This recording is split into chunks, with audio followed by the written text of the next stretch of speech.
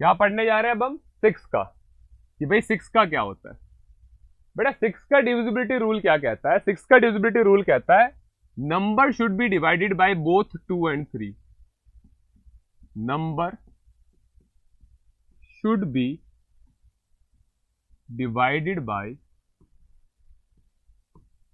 Both 2 and 3। Number 2 और 3 दोनों से डिवाइड होना जरूरी है, ठीक है ना। Number should be divided by 2 and 3 both. मतलब जैसे बेटा एग्जांपल लेते हैं, एग्जांपल से समझते हैं, समझने में मजा एग्जांपल से ही आता है।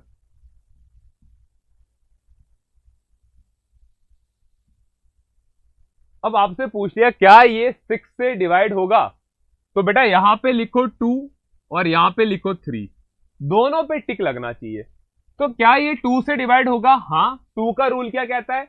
लास्ट में 0 2 4 6 8 होना चाहिए। तो यहां पे लास्ट में 2 है तो सर 2 से तो डिवाइड होगा ही होगा। बिल्कुल सर, ये 2 से डिवाइड हो रहा है। 3 का रूल कहता है सम ऑफ डिजिट, बेटा सबको जोड़ दो। 1 + 3 4, 4 और 4 8, ओके 8। उसके बाद क्या आ रहा है बेटा?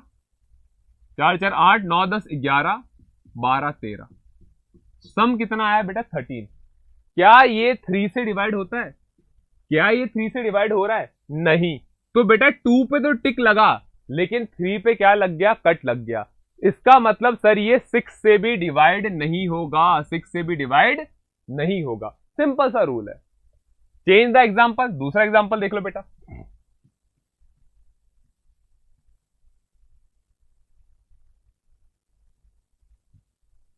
अब ये आ गया, क्या ये 6 से डिवाइड होगा?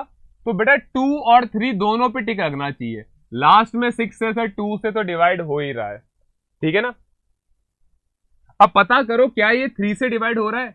8 और 2 10, 10 और 2 12, 12 और 6 होता है बेटा 18। क्या 18 3 से डिवाइड हो रहा है? यस सर, 6 टाइम में हो रहा है। 2 और 3 दोनों पे टिक लगा है, इसका मतलब सर ये हमारा 6 से भी डिवाइड होगा। तो नंबर पे बेटा 2 पे भी टिक लगना चाहिए और 3 पे भी टिक लगना चाहिए। दोनों पे टिक लगेगा तभी डिवाइड होगा, वरना ये डिवाइड नहीं होगा। यस बिल्कुल बेटा, यस आ रहा है यहां पे। अब आते हैं बेटा 6 के बाद 7। 7 का इन जनरल बेटा कोई रूल नहीं होता। 7 का इन जनरल कोई रूल नहीं होता। क्यों? 7 इंपॉर्टेंट इसीलिए नहीं है कि बेटा 2 डिजिट के नंबर पे अलग रूल लगता है, 3 डिजिट के नंबर पे अलग रूल लगता है, 4 डिजिट के नंबर पे अलग रूल लगता है। फिर भी मैं आपको रूल बताऊंगा 3 डिजिट के नंबर का, रूल फॉर 3 डिजिट नंबर, बस इससे ज्यादा नहीं। आपके कोर्स में यही है, रूल फॉर 3 डिजिट नंबर 7 के लिए ना। 2 डिजिट तक तो आप खुद ही डिवाइड करके देख लेना, 2 डिजिट तक तो बेटा आप खुद ही डिवाइड करके देख लेना, ठीक है ना। चलिए, अब जैसे मैंने लिखा बेटा 798, क्या ये 7 से डिवाइड होगा? तो रूल क्या कहता है बेटा? लास्ट नंबर लो, लास्ट नंबर का डबल कर दो। बेटा 8 का डबल करो, कितना आएगा? 8 2 जा कितना होगा बेटा? 16। 3 डिजिट का रूल कहता है बेटा नंबर लो, लास्ट में 8 का क्या कर दो? डबल कर दो। 8 का डबल कितना आया? 16। रिमेनिंग नंबर कौन सा है बेटा? रिमेनिंग, आपने 8 को बाहर कर दिया, पीछे क्या बच रहा है? रिमेनिंग क्या है? 79। रूल कहता है 79 में से 16 को माइनस कर दो, कितना आएगा? 63। क्या 63 7 से डिवाइड होता है? यस सर, 7 9 जा 63 होता है। तो अगर ये 7 से डिवाइड हो रहा है तो सर ये भी हमारा 7 से डिवाइड होगा। तो रूल क्या कह रहा है? लास्ट में जो डिजिट है बेटा उसको डबल करो और रिमेनिंग नंबर में से क्या करो बेटा? माइनस कर दो। सेम बेटा 588 है, एग्जाम में आ गया, बताओ क्या 588 7 से डिवाइड होगा? तो रूल समझो बेटा, लास्ट डिजिट कौन सी है? लिखो यहां पे लास्ट डिजिट। बेटा लास्ट डिजिट क्या हमारे पास? 8। रूल कहता है लास्ट डिजिट को बेटा डबल करो, 8 2 जा क्या होगा? 16। लास्ट डिजिट को क्या करो बेटा? डबल करो, तो कितना आएगा? 16। रिमेनिंग नंबर कितना है बेटा? 58। 58 में से बेटा 16 को माइनस कर दो, 8 में से 6 गया 2, 5 में से 1 गया 4। क्या 42 7 से डिवाइड होता है? यस सर, 7 6 जा 42 होता है। तो बेटा ये नंबर भी हमारा क्या होगा, 7 से डिवाइड होगा।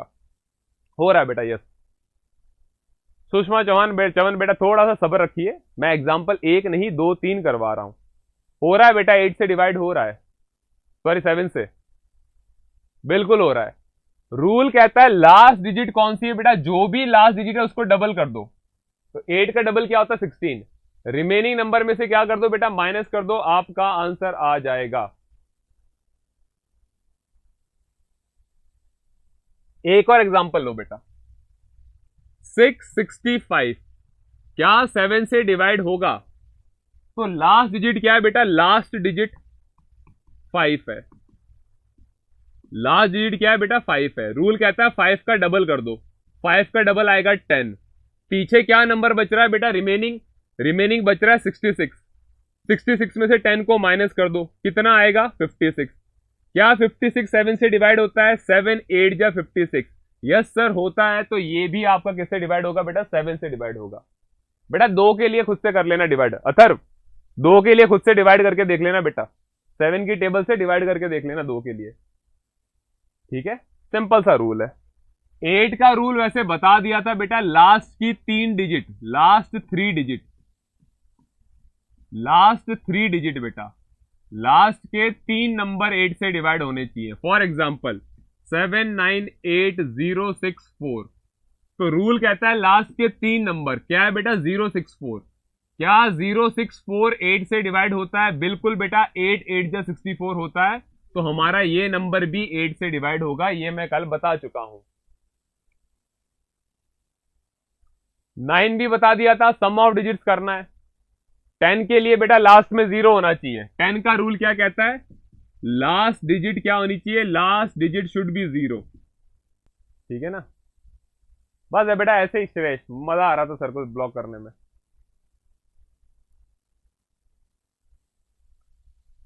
अब आ जाए 11 पे।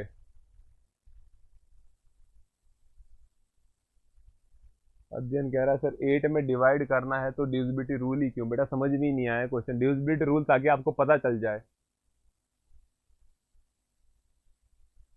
बेटा लास्ट में 3 0 है, 8 से डिवाइड होगा। निर्भय बेटा don't try to be over smart बेटा,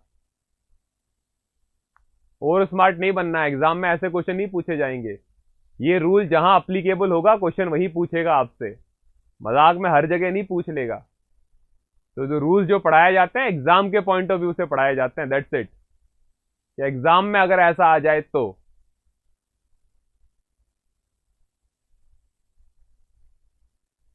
ठीक है।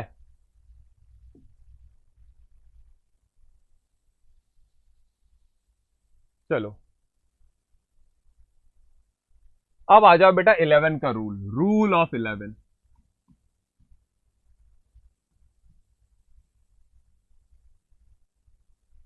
ठीक है,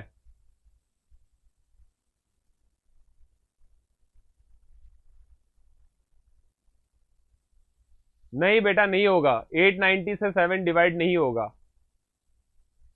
890 से 7 डिवाइड नहीं होगा। Other I am not going to explain again बेटा, कल भी बता दिया, कल की क्लास देख लो। अथर वारिया 17 तारीख की क्लास देख लेना बेटा, कल की क्लास देख लेना। और कुछ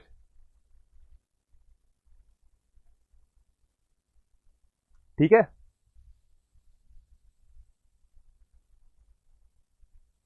आओ बेटा 11 का रूल एग्जाम्पल से समझो। बेटा मान लो एग्जाम में ये आया है कि 6182 क्या 11 से डिवाइड होता है। तो सिंपल सा रूल बेटा समझना, सिंपल सा रूल समझना, ऑल्टरनेट नंबर लेने, एक छोड़कर एक बेटा, ऑड इवन डिजिट वाले नंबर भी आप कह सकते हो, ठीक है ना, ऑड इवन डिजिट वाले नंबर भी। तो बेटा एक छोड़ के देखो, 6 के बाद एक छोड़ के क्या आ रहा है, 8, तो 6 और 8 को ऐड कर दो, और यहां पे बेटा और क्या बच रहा है, ऑल्टरनेट 1 के बाद एक छोड़ के क्या आ रहा है, 2, तो रूल कहता है 1 और 2 को ऐड कर दो। एक छोड़ के एक नंबर्स को बेटा क्या करो, ऐड करो। 6 और 8 कितना आता है, 14, 1 और 2 क्या आता है, 3। बेटा इनको माइनस कर दो, माइनस करने पे कितना आ रहा है, 11। तो बेटा माइनस करने पे या तो 11 आएगा या क्या आए बेटा, 0। 11 या 0 में से कुछ भी आ जाए माइनस करने पे, माइनस करने में से बेटा 11 तक ही है लास्ट। ऑल्टरनेट डिजिट लो बेटा, एक छोड़ के एक डिजिट लो, उनको सम करो और सम करके क्या कर देना बेटा माइनस। माइनस करने पे या तो 11 आना चाहिए, 11 नहीं आ रहा तो 0 आना चाहिए। 11 या 0 आएगा तो बेटा 11 से डिवाइड होगा, तो 11 से डिवाइड होगा, वरना नहीं होगा। तो 11 से डिवाइड होगा, भले ही कितना ही बड़ा नंबर दे दे बेटा, भले ही कितना ही बड़ा नंबर दे दे। एक बार के लिए एग्जांपल चेंज करते हैं, ऐसे समझ में नहीं आया तो बेटा अब समझ में आएगा। 94006 ये ले लेते हैं बेटा, 94006 क्या ये 11 से डिवाइड होगा? तो बेटा एक छोड़ के एक ले लो, 9 के बाद एक छोड़ के 0, 0 के बाद एक छोड़ के कितना आ रहा है बेटा 6 आ रहा है, 0 के बाद एक छोड़ के कितना आ रहा है 6 आ रहा है। और यहां पे क्या आ रहा है बेटा 4 के बाद क्या आ रहा है, एक छोड़ के 0, तो ऑल्टरनेट नंबर को ऐड करो, 9 प्लस 0 प्लस क्या करो 6 माइनस 4 प्लस 0, ठीक है। 9 और 0 0, 9 और 6 होता है बेटा 15, 15 माइनस 4 करने पे कितना आया 11 आया, 11 आ गया तो सर 11 से डिवाइड होगा, वरना नहीं होगा। और बड़ी वैल्यू लेके देखते जाओ बेटा,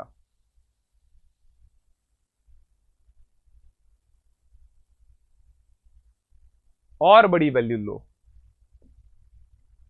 5019135 क्या ये 11 से डिवाइड होगा?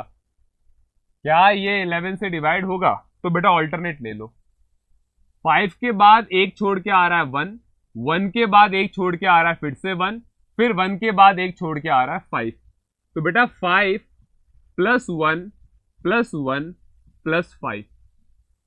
ऑल्टरनेट में दूसरा क्या है बेटा, 0 के बाद आ रहा है 9, 9 के बाद क्या आ रहा है 3, तो 0 plus 9 plus 3, 5 6 7, 7 and 5 12, 9 and 3 12, 12 minus 12 क्या आया 0, तो अभी कहा था या तो 0 आएगा या 11 आएगा, तो 0 आ गया, यस सर ये हमारा 11 से डिवाइड होगा, टिक लगा दो, बस खत्म, इतना सही था बेटा।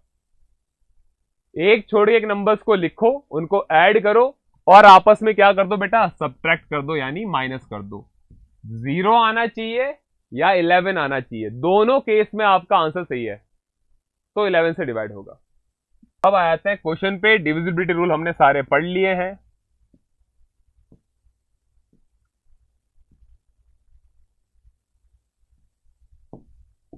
Which number is not divisible by 3, 3 से डिवाइड नहीं होता है वो बताना है बेटा, फटाफट से बताओ कौन सा नंबर है जो 3 से डिवाइड नहीं होता। तो निर्भय बेटा कल की क्लास देख लेना, भूल गए तो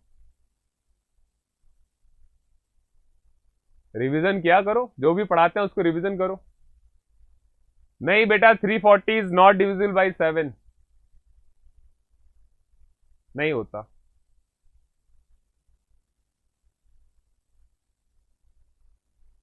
जिसको है कि भाई सर 2 डिजिट का नंबर है, तो बेटा 91 है ना, तो थोड़ा सा कष्ट कर लेना, इसको 7 से डिवाइड करके देख लेना। 7 1 जा 7 होता है और 7 3 जा 21 होता है। जो बच्चे मेरे को कह रहे हैं ना सर 2 नंबर के लिए 7 का रूल बताओ, तो डिवाइड करके देख लो। और अथर्व आर्या 2 डिजिट का नंबर है ना बेटा, या तो तुम बिल्कुल ही गांव में रहते हो या तुमको कोई चीज समझ में ही नहीं आती। 11 की टेबल नहीं आती तुमको, 2 डिजिट का नंबर 11 की टेबल 11 बार, 22 बार, 33 टाइम, 44 टाइम, 55 टाइम, 66 टाइम। क्या इसका भी रूल बताऊं मैं तुमको अथर्व? बेटा रूल बताऊं इसका भी कि 11 की टेबल याद करनी पड़ेगी बेटा आपको। 42 इज नॉट डिविजिबल बाय 3, 11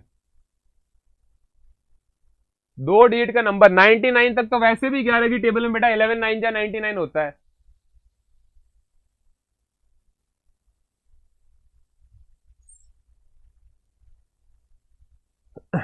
सब बच्चे कह रहे हैं बी बेटा डिजिट का सम करो। 5 4 9, 9 3 12, 12 6 18, 18 और 7 होता है 25। क्या 25 3 की टेबल में आता है? नहीं आता है। Option number B is the only answer. तो बेटा क्वेश्चन पूछने से पहले सोचा तो करो तुम पूछ क्या रहे हो, मजाक थोड़ी चल रहा है कुछ भी पूछ लेंगे सर। अपने क्या टाइम पास ही होगा, सर तो पढ़ा ही रहे हैं।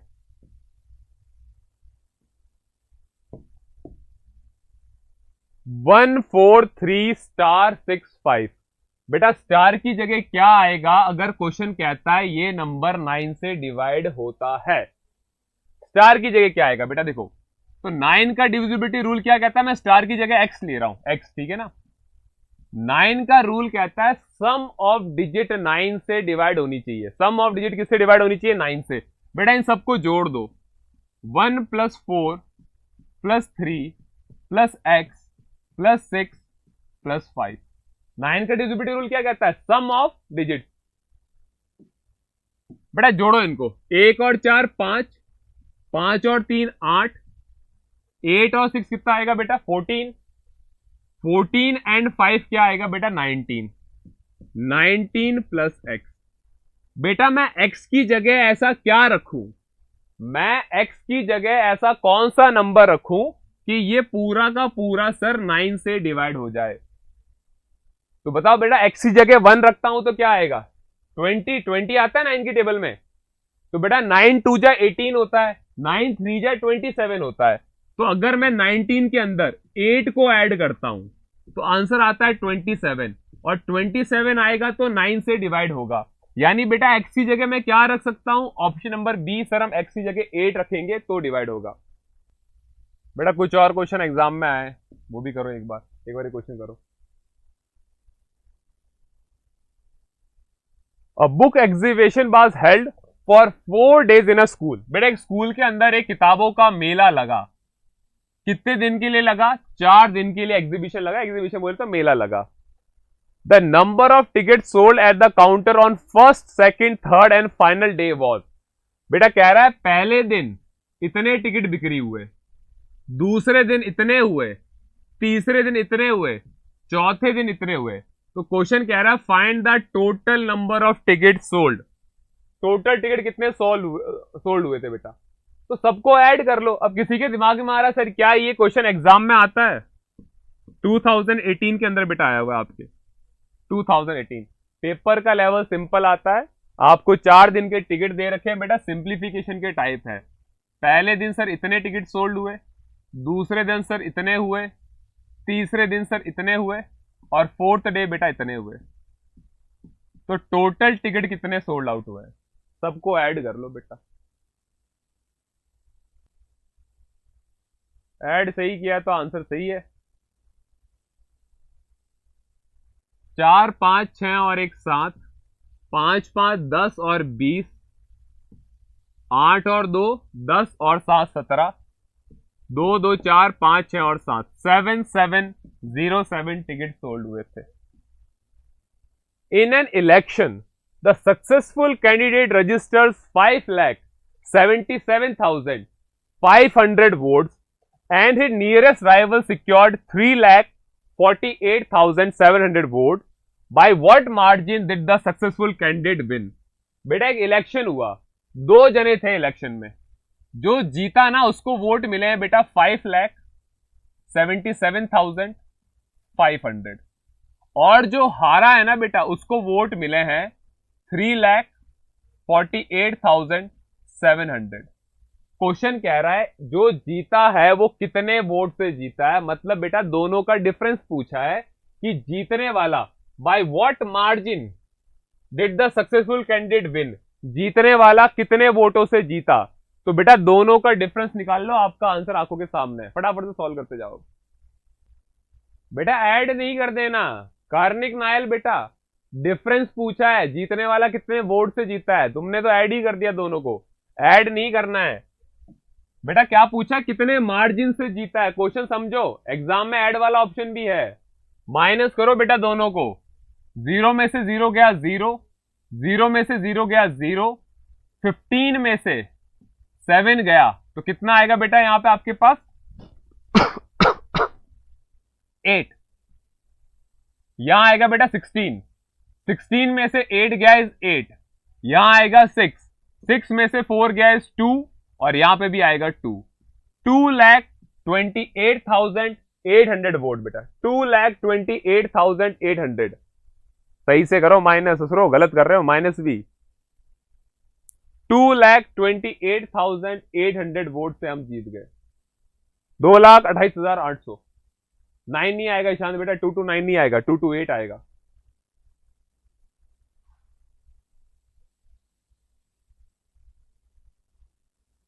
यस बेटा, ये एनसीईआरटी के अंदर है यान राज। This question is in your NCERT.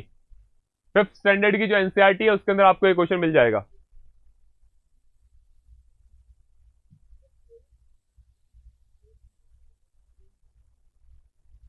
Previous year के क्वेश्चन पे आओ बेटा। Find the difference between the greatest and least number that can be written using the digit 62743 using only once. बेटा सबसे बड़ा नंबर लिखो, सबसे छोटा लिखो, लीस्ट मतलब सबसे छोटा, उन दोनों का डिफरेंस क्या है? तो सबसे बड़ा नंबर लिखो, सबसे छोटा लिखो और आपस में सब्ट्रैक्ट कर दो। प्रीवियस ईयर में ऐसे क्वेश्चन बेटा हजारों दफा पूछे गए हैं। तो बेटा ग्रेटेस्ट नंबर क्या आएगा? सबसे पहले ग्रेटेस्ट नंबर लिखो, तो सबसे आगे आएगा 7, फिर 6, फिर 4, फिर 3, 2। लीस्ट मतलब बेटा स्मॉलेस्ट, लीस्ट मतलब होता है स्मॉलेस्ट। स्मॉलेस्ट नंबर आएगा बेटा 2, 3, 4, 6 एंड 7। इन दोनों का डिफरेंस लिख लो। अलग अलग डिफरेंस आ रहा, सबके अलग अलग डिफरेंस आ रहा। भाई भाई भाई भाई भाई 52965 मेजोरिटी का है बेटा। 12 में से 7 गया तो 5, फिर यहां 12 आएगा, 12 में से 6 गया इस 6, लास्ट में 65 आएगा, किसी को कोई शक है तो। फिर बेटा यहां बचा 3, 13 में से 4 गया बेटा, यहां आएगा 9, यहां बचेगा 5, 5 में से 3 गया 2, और यहां आएगा 7 में से 2 गया 5, 52965। 05 नहीं आएगा नवीन, 52965 नॉट 05। चलो एक बात बताओ मेरे को ना, 5 डिजिट का स्मॉलेस्ट नंबर लिख के बताओ। 5 डिजिट स्मॉलेस्ट नंबर, 5 डिजिट का सारे बच्चे स्मॉलेस्ट नंबर बताएंगे using 3, 6, 0, 1 and 2। Smallest 5 digit number बेटा इससे मिला के बनाओ एक बार। Smallest 5 digit number using 3, 6, 0, 1, 2। 5 digit का, अरे ससुरो पूछा नहीं है बेटा 5 डिजिट का, इसमें से बनाओ 5 डिजिट का, इसमें से बनाओ, इसमें से गधों, इसमें से। अरे रे रे 10,000 10,000, क्या बात है, क्या बात है। चरण कहां है तुम लोगों के? 0, 1, 2, 3, 6 मैं इन्हीं का इंतजार कर रहा था। 0, 1, 2, 3, 6, 0, 1, 2, 3, 6 वाले कितने हैं? तीसरा आया, और कोई भाई? चौथा आया, पांचवा आया। हाँ मैं उन्हीं का इंतजार कर रहा था जिन्होंने स्टार्टिंग 0 से की है। बेटा अगर आप इसका आंसर ये लिख रहे हो 0, 1, 2, 3, 6, तो बेटा ये 5 डिजिट का नहीं है, आगे 0 लगाने से कोई मतलब नहीं है, ये 4 डिजिट का नंबर है। बेटा पेपर में आप 10 में से 5 नंबर लाओ, या 10 में से 0, 0, 0, 0, 5 नंबर लाओ, ये 5 ही माना जाता है, ये 5 ही माना जाता है। तो कोई बोले ना पेपर में 0, 0, 0, 5 नंबर आए तो भी 5 आए हैं, कोई बोल रहा है 5 नंबर आए तो भी 5 आए हैं। तो यहां पे कभी भी 0 से स्टार्टिंग मत करना, 1, 0 को आगे पीछे कर देना, आगे 1 आएगा फिर 0 आएगा, 1, 0, 2, 3, 6 आएगा आंसर। जय श्री राम। पेपर में हरिओम हो जाएगा बेटा 0, 1, 2, 3, 6 से।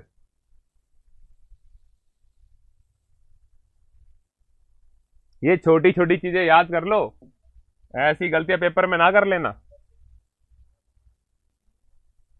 अब आ जाओ बेटा last and final division rule. Chapter का लास्ट है डिवीजन रूल, अच्छे से समझ लेना, अच्छे से समझ लेना। 0 से नहीं होगा, बिल्कुल एग्जैक्टली कहवे को बोलते बिल्कुल सही कहा, स्टार्टिंग 0 से कोई नहीं करेगा। ठीक है। डिवीजन रूल बेटा बड़ा सिंपल है। जैसे मेरे पास यहां पे 53 क्या 43 ले लेते हैं। इसको बेटा अगर मैं 5 से डिवाइड करता हूं, 43 को अगर मैं 5 से डिवाइड करता हूं, किससे डिवाइड कर रहा हूं भाई? 43 को 5 से।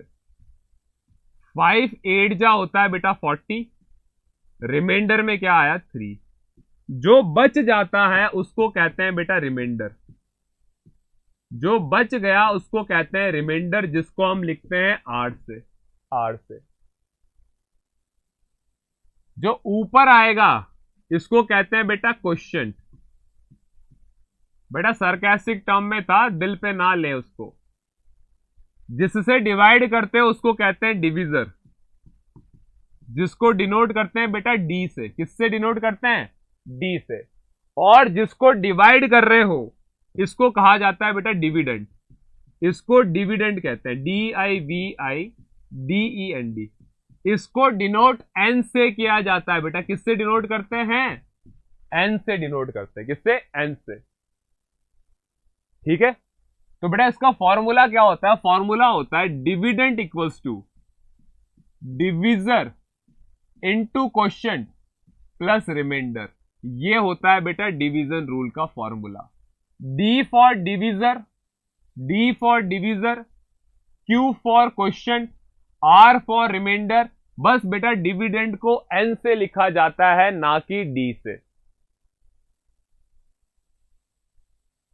हाँ, 0 है, no value. Exactly Lakshmi as pattern बेटा, 0 है, नो वैल्यू। तो भूल मत जाना, डिविडेंड को बेटा एन से लिखेंगे, डी से डिविजर लिखा जाएगा, क्यू से क्वोशिएंट होता है, आर से रिमाइंडर होता है, डी से डिविजर, एन से डिविडेंड। ठीक है बेटा। लैंग्वेज क्वेश्चन सिर्फ नंबर सिस्टम चैप्टर में पूछे जाते हैं। ये सैनिक स्कूल में भी पूछते हैं और आरएमएस में भी पूछते हैं। ऐसा कुछ नहीं है कि ज्यादा पूछे जाते हैं। ठीक है ना, ऐसा कुछ नहीं है ज्यादा पूछे जाते हैं, कोई रूल नहीं है।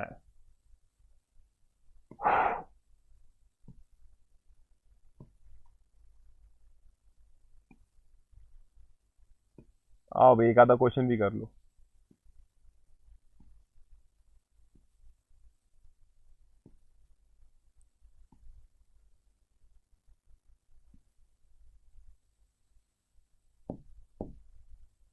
One 1043 is divided by a number, we get 11 as quotient।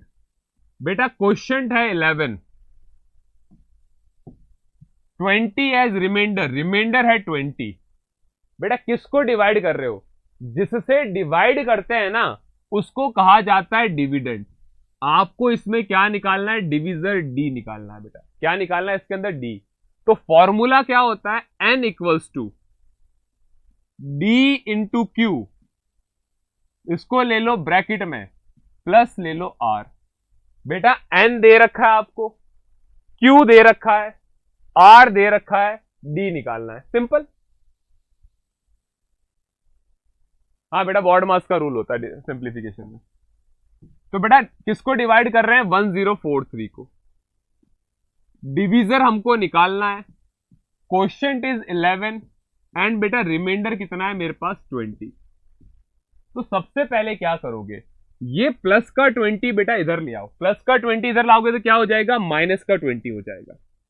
1043 में से 20 माइनस हो जाएगा, is equals to D into 11।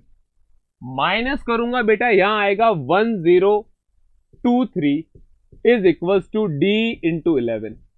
यहां से अगर बेटा आपको सिर्फ डी निकालना है, ये 11 को आप क्रॉस मल्टीप्लाई करके डिवाइड में ले आइए। तो डिवीजर इक्वल्स टू आएगा बेटा 1023 डिवाइडेड बाय 11। 11 की टेबल से डिवाइड कर दो बेटा।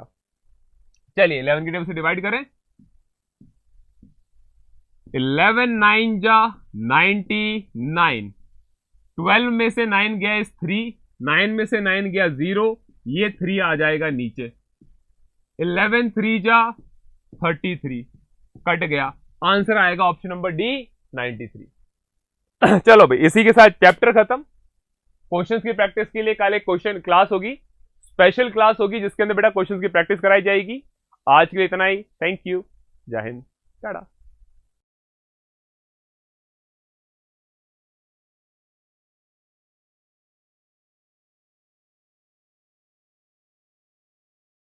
Shaurya Bharat Sainik School and Defence Academy, earlier known as Captain Atul Shaurya Academy, was established in 2012 at Jodhpur.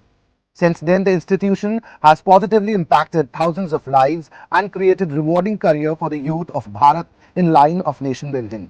Shaurya Bharat is dedicated to the preparation of Sainik School, Military School, RIMC, NDA, CDS, AFTAT, and all other defence and paramilitary competitive exams.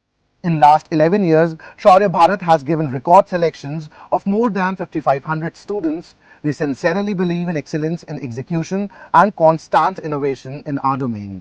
Shaurya Bharat is empowered by a strong and efficient ED tech support keeping in sync with future education needs.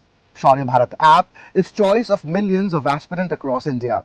We are truly in pursuit of excellence. We have been working relentlessly since last 2 years to launch our dream project of residential program from class 4th onwards for the aspirants of Sainik School, Military School and RIMC. We have been instrumental in preparing successful candidates for these schools since last 5 years and we enjoy very high selection rate. The residential program is designed in a way that it not only impart academic excellence but also develop life and social skills. Thus, we create and nurture future leaders in all spheres of life.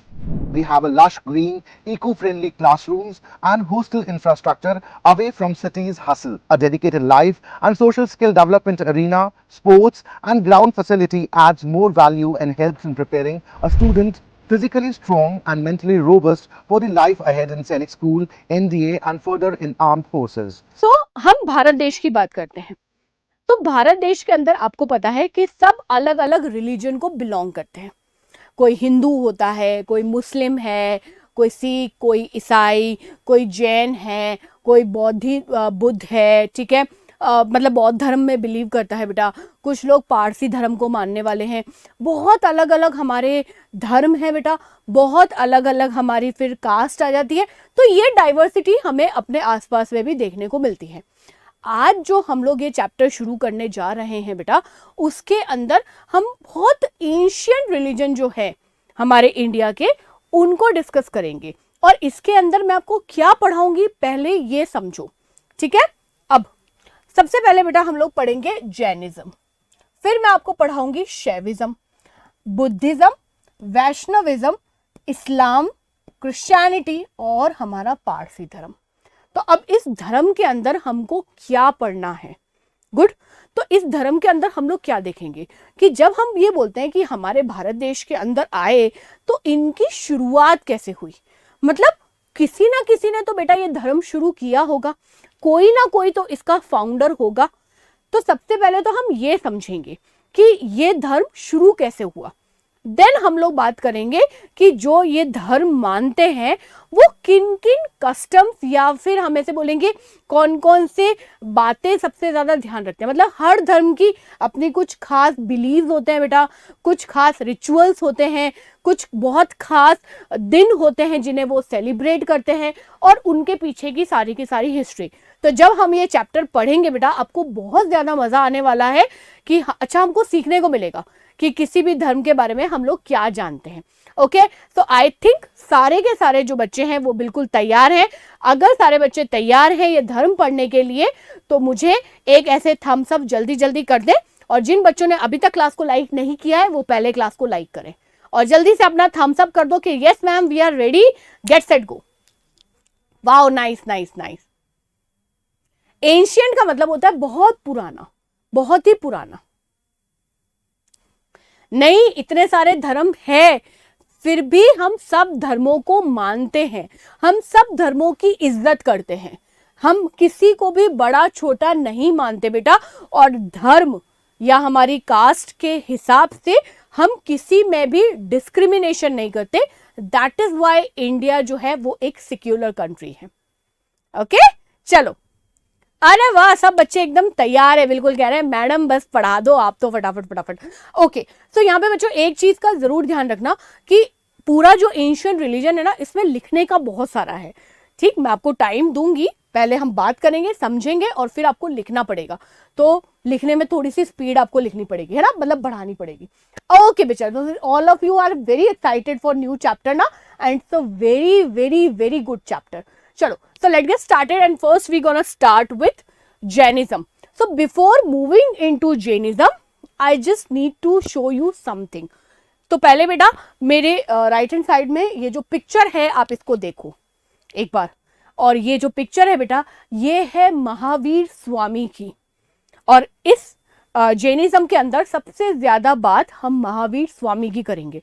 तो मैं चाहती हूं कि आप इस image को अपने brain के अंदर कैप्चर कर लो कि अच्छा, जब भी आंख बंद करें और कोई हमसे पूछे कि महावीर स्वामी कैसे दिखते हैं तो हमको ये पिक्चर आनी चाहिए। ओके, हिंदुइज्म पढ़ाऊंगी बेटा, क्यों हिंदुइज्म के पीछे पड़े हुए हो, सब पढ़ाऊंगी मैं, क्यों टेंशन लेते हो तुम लोग इतनी। ओके चलो, तो first we gonna start with कि जैनिज्म जो धर्म है हमारा, ठीक, ये जो जैन धर्म है ये शुरू कहां से हुआ। नो, ये बुद्धा नहीं है बेटा, ये महावीर स्वामी है। I show you Buddha, Gautam Buddha, I show you. ठीक है, तो यहां पर सबसे पहले फाउंडर की बात करते हैं। सो फर्स्ट लाइन जो आपको लिखनी है, यानी आपको हर चीज लिखनी है इसके अंदर। तो कोई बच्चा मत पूछना कि मैम इसमें क्या लिखे, क्योंकि आपको सब कुछ लिखना है। Okay, now founder of Jainism was Rishabh Dev, या उन्हें हम आदिनाथ के नाम से भी जानते हैं। Mahavir Swami was not founder of Jainism. Jainism Mahavir Swami से पहले स्टैब्लिश हो चुका था बेटा। ओके, सो जो जैनिज्म है उसको स्टार्ट किसने किया, कहां से वो स्टार्ट हुआ, वो स्टार्ट हुआ ऋषभ देव या आदिनाथ, दोनों। तो उनका नाम था ऋषभ देव, पर उन्हें आदिनाथ के नाम से भी जाना जाता है। सबसे पहली चीज यही लिखनी है आपको। Good, because he was founder of Jainism. उन्हें कहा जाता है फर्स्ट तीर्थंकर। तो अब यह समझो तीर्थंकर का मतलब क्या होता है। तो हर धर्म के अंदर बेटा जो भी गुरु होते हैं, है ना, जो हमें अच्छी अच्छी बातें बताते हैं, हमें उस धर्म के बारे में कुछ बिलीव बताते हैं, जो हमें बताते हैं कि अच्छा क्या है बुरा क्या है, तो जो गुरु लोग होते हैं जैन धर्म में उनको क्या कहा जाता है, तीर्थंकर। क्या कहा जाता है बेटा, तीर्थंकर। ठीक है, और क्योंकि ऋषभ देव ने ये जैन धर्म को स्टैब्लिश किया था, इसीलिए ही वॉज द फर्स्ट तीर्थंकर।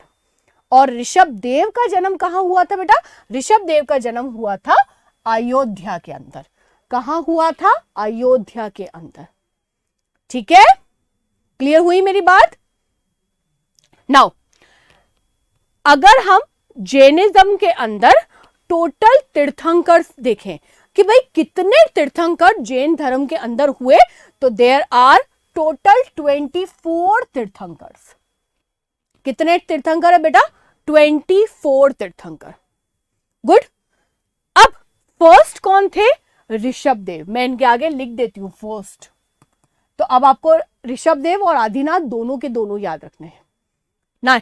अब जो 23rd थे उनका क्या नाम था, उनका नाम था पार्श्वनाथ। क्या नाम था बच्चा उनका, पार्श्वनाथ। रुको रुको, सब पढ़ेंगे, सब पढ़ेंगे, टेंशन मत लो, अभी मुझे शुरू तो करने दो। तो पार्श्वनाथ, और पार्श्वनाथ का जन्म कहाँ हुआ था बेटा, वाराणसी, या जिसे हम काशी कहते हैं, बनारस, वाराणसी, पहले बनारस कहा जाता था उसको, फिर उसका नाम चेंज हो गया वाराणसी, और उसको काशी भी कहा जाता है। तो पार्श्वनाथ का जन्म कहाँ हुआ था बेटा, काशी के अंदर। कब हुआ, 850 BC, और BC का मतलब है बिफोर क्राइस्ट, बिफोर क्राइस्ट। तीर्थंकर का मतलब ये होता है बेटा, जब भी हम किसी धर्म की बात करते हैं तो जो धर्म को स्टैब्लिश करने वाले होते हैं, हम ऐसा भी कह सकते हैं जो धर्म के गुरु होते हैं, उन्हें जैनिज्म में तीर्थंकर कहा जाता है। और टोटल हमारे जैन धर्म के अंदर 24 तीर्थंकर है। तो फर्स्ट कौन थे बेटा, ऋषभ देव। 23rd कौन थे, पार्श्वनाथ। तो अभी हम लोग पार्श्वनाथ के बारे में पढ़ रहे हैं। ओके, चलो, ये जो पार्श्वनाथ है, इनके जो फादर थे, फादर काशी के राजा थे, मतलब काशी नरेश थे, और उनका नाम क्या था? अश्वसेन। क्या नाम था बेटा? Ashvasena. BC is before Christ, ठीक है। BCE लिखते हैं ना बेटा हम लोग कई जगह, देखो तुमको ऐसे ही मिलेगा BCE, तो इसका मतलब भी यही होता है बिफोर क्राइस्ट, और इसको एरा कह देते हैं। एरा का मतलब होता है काल, वो जो समय होता है। गुड। अब बच्चा ये सब चीजें आपको लिखनी है, so I am gonna give you time to write down all those things and then will move to the next slide. Fine, okay, जल्दी जल्दी लिखो। So dear student, are we done? शाबाश, वेरी नाइस। तो I don't think so कि first slide के अंदर किसी को भी कोई भी प्रॉब्लम है, नहीं। ये सारी चीजें बेटा फैक्ट्स है जिनको आपको ऐसे याद करनी होगी। नाउ नेक्स्ट स्लाइड की तरफ मूव करते हैं। नाउ अब पार्श्वनाथ के बारे में तो हम लोगों ने पढ़ लिया। Now moving to the next tirthankar. तो नेक्स्ट तीर्थंकर कौन थे बेटा? Mahavir Swami. So Mahavir Swami was 24th and last tirthankar of Jainism. Mahavir Swami के बाद कहीं कोई तीर्थंकर नहीं हुआ। So he was 24th as well as last tirthankar of Jainism.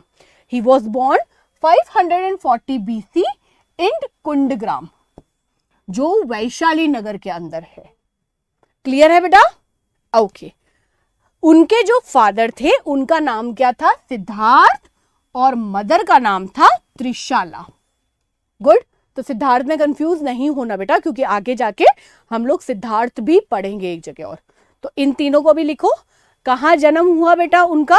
Kundagram. Kundagram के ऊपर क्वेश्चन पूछा जा चुका है। और उनके फादर का नाम क्या था? सिद्धार्थ। मदर का नाम क्या था? त्रिशाला।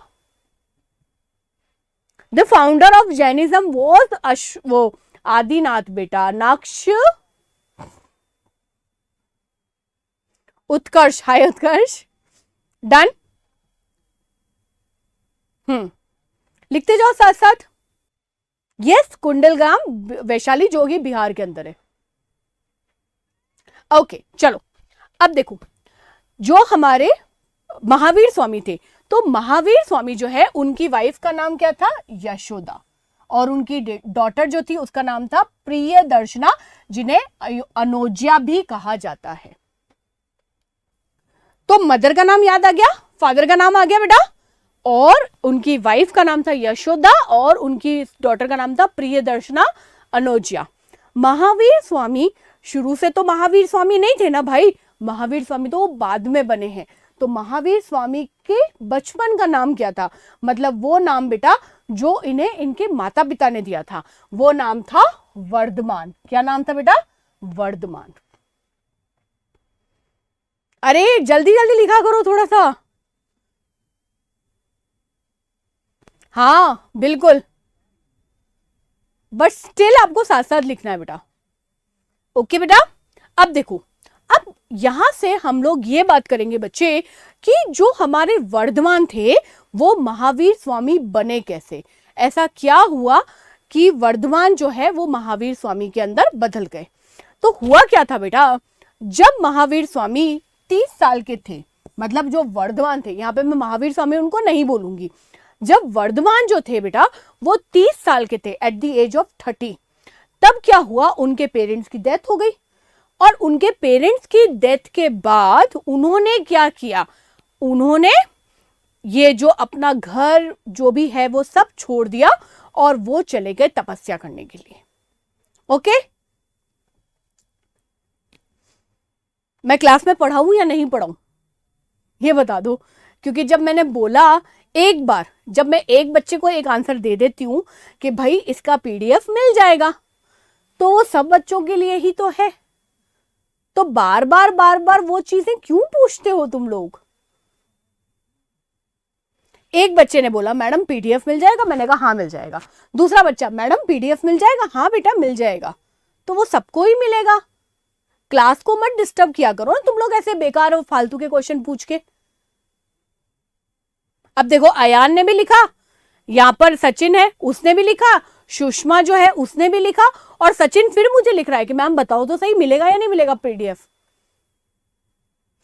ऐसे में बेटा कोई भी बच्चा जो कि मुझसे कुछ और क्वेश्चन पूछना चाहता है वो पूछ ही नहीं पाएगा, क्योंकि आपके क्वेश्चन लगातार आ रहे हैं। तो अब मैं पढ़ाऊं या पहले आपकी पीडीएफ का प्रॉब्लम सॉल्व करूं? You decide and tell me, बताओ क्या करूं मैं?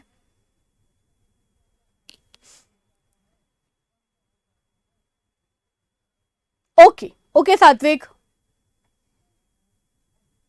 And do not retract your messages ना। लिखा है रहने दो अब उसको कि मैंने लिख लिया। तो जस्ट इमेजिन कि मैं पूरा का पूरा कॉन्सेंट्रेट कर रही हूं बेटा कि कैसे वर्धमान जो थे वो बदल गए महावीर स्वामी, मतलब महावीर स्वामी की जर्नी बता रही हूं मैं आपको। So much important is this. और आप क्या कर रहे हो? पहले मैम पीडीएफ बता दो, हमको पीडीएफ मिलेगा या नहीं मिलेगा। आप अपना ऐप चेक करो ना बेटा, उसके ऊपर पीडीएफ नहीं आता है क्या? है वहां पे पीडीएफ नहीं आता। और अगर आपका पीडीएफ नहीं आ रहा, चलो मैं बोल रही हूं नहीं आ रहा पीडीएफ, तो अभी मैं क्लास छोड़ के पहले आपको पीडीएफ सेंड करूं या मैं क्लास कर दूं?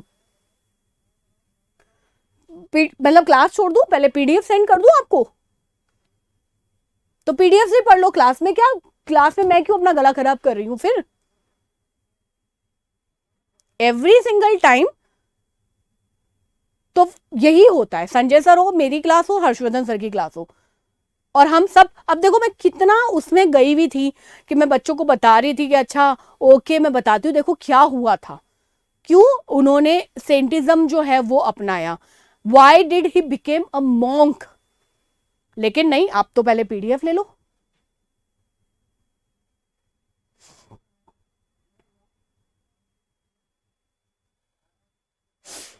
ओके चलो वापस आते हैं बेटा। तो हम ये बात कर रहे थे कि जैसे वर्धमान जो थे बेटा वो कैसे हमारे बने, जो हमारे महावीर स्वामी हैं। तो महावीर स्वामी बनने में क्या हुआ बेटा कि जब वो 30 इयर्स के थे तो क्या हुआ कि उनके पेरेंट्स की डेथ हो गई, और जब वो उनके पेरेंट्स की डेथ हो गई तो वो बहुत ज्यादा परेशान हो गए, और ऐसे में उन्होंने क्या किया, सब परेशानियों को लेकर उन्होंने बोला मैं तो घर ही छोड़ देता हूं, मुझे ये संसार चाहिए ही नहीं। और तब वो चले गए सेंट बनने के लिए, एक मंक बनने के लिए। उन्होंने 12 साल बहुत हार्ड, मतलब हम लोग बोलते हैं ना बहुत कठोर तपस्या की। पिनेंस का मतलब होता है बेटा तपस्या, ये मैं लिख देती हूँ ना, क्योंकि ये थोड़ा सा नया वर्ड है तो हो सकता है आपको समझने में प्रॉब्लम हो। तो पिनेंस का मतलब होता है बेटा तपस्या।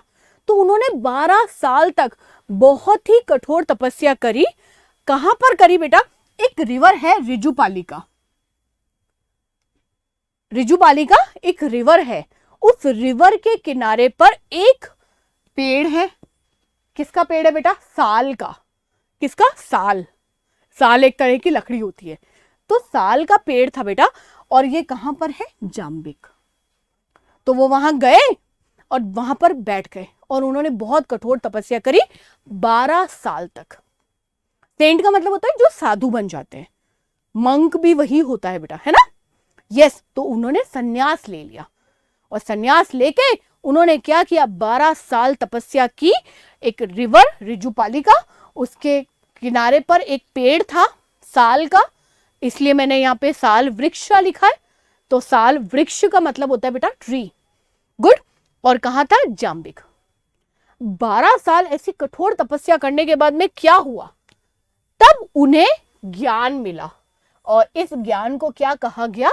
कैवल्य। तो वो साधु बने कैसे, वो मंक बने कैसे, वो कैसे महावीर स्वामी बने?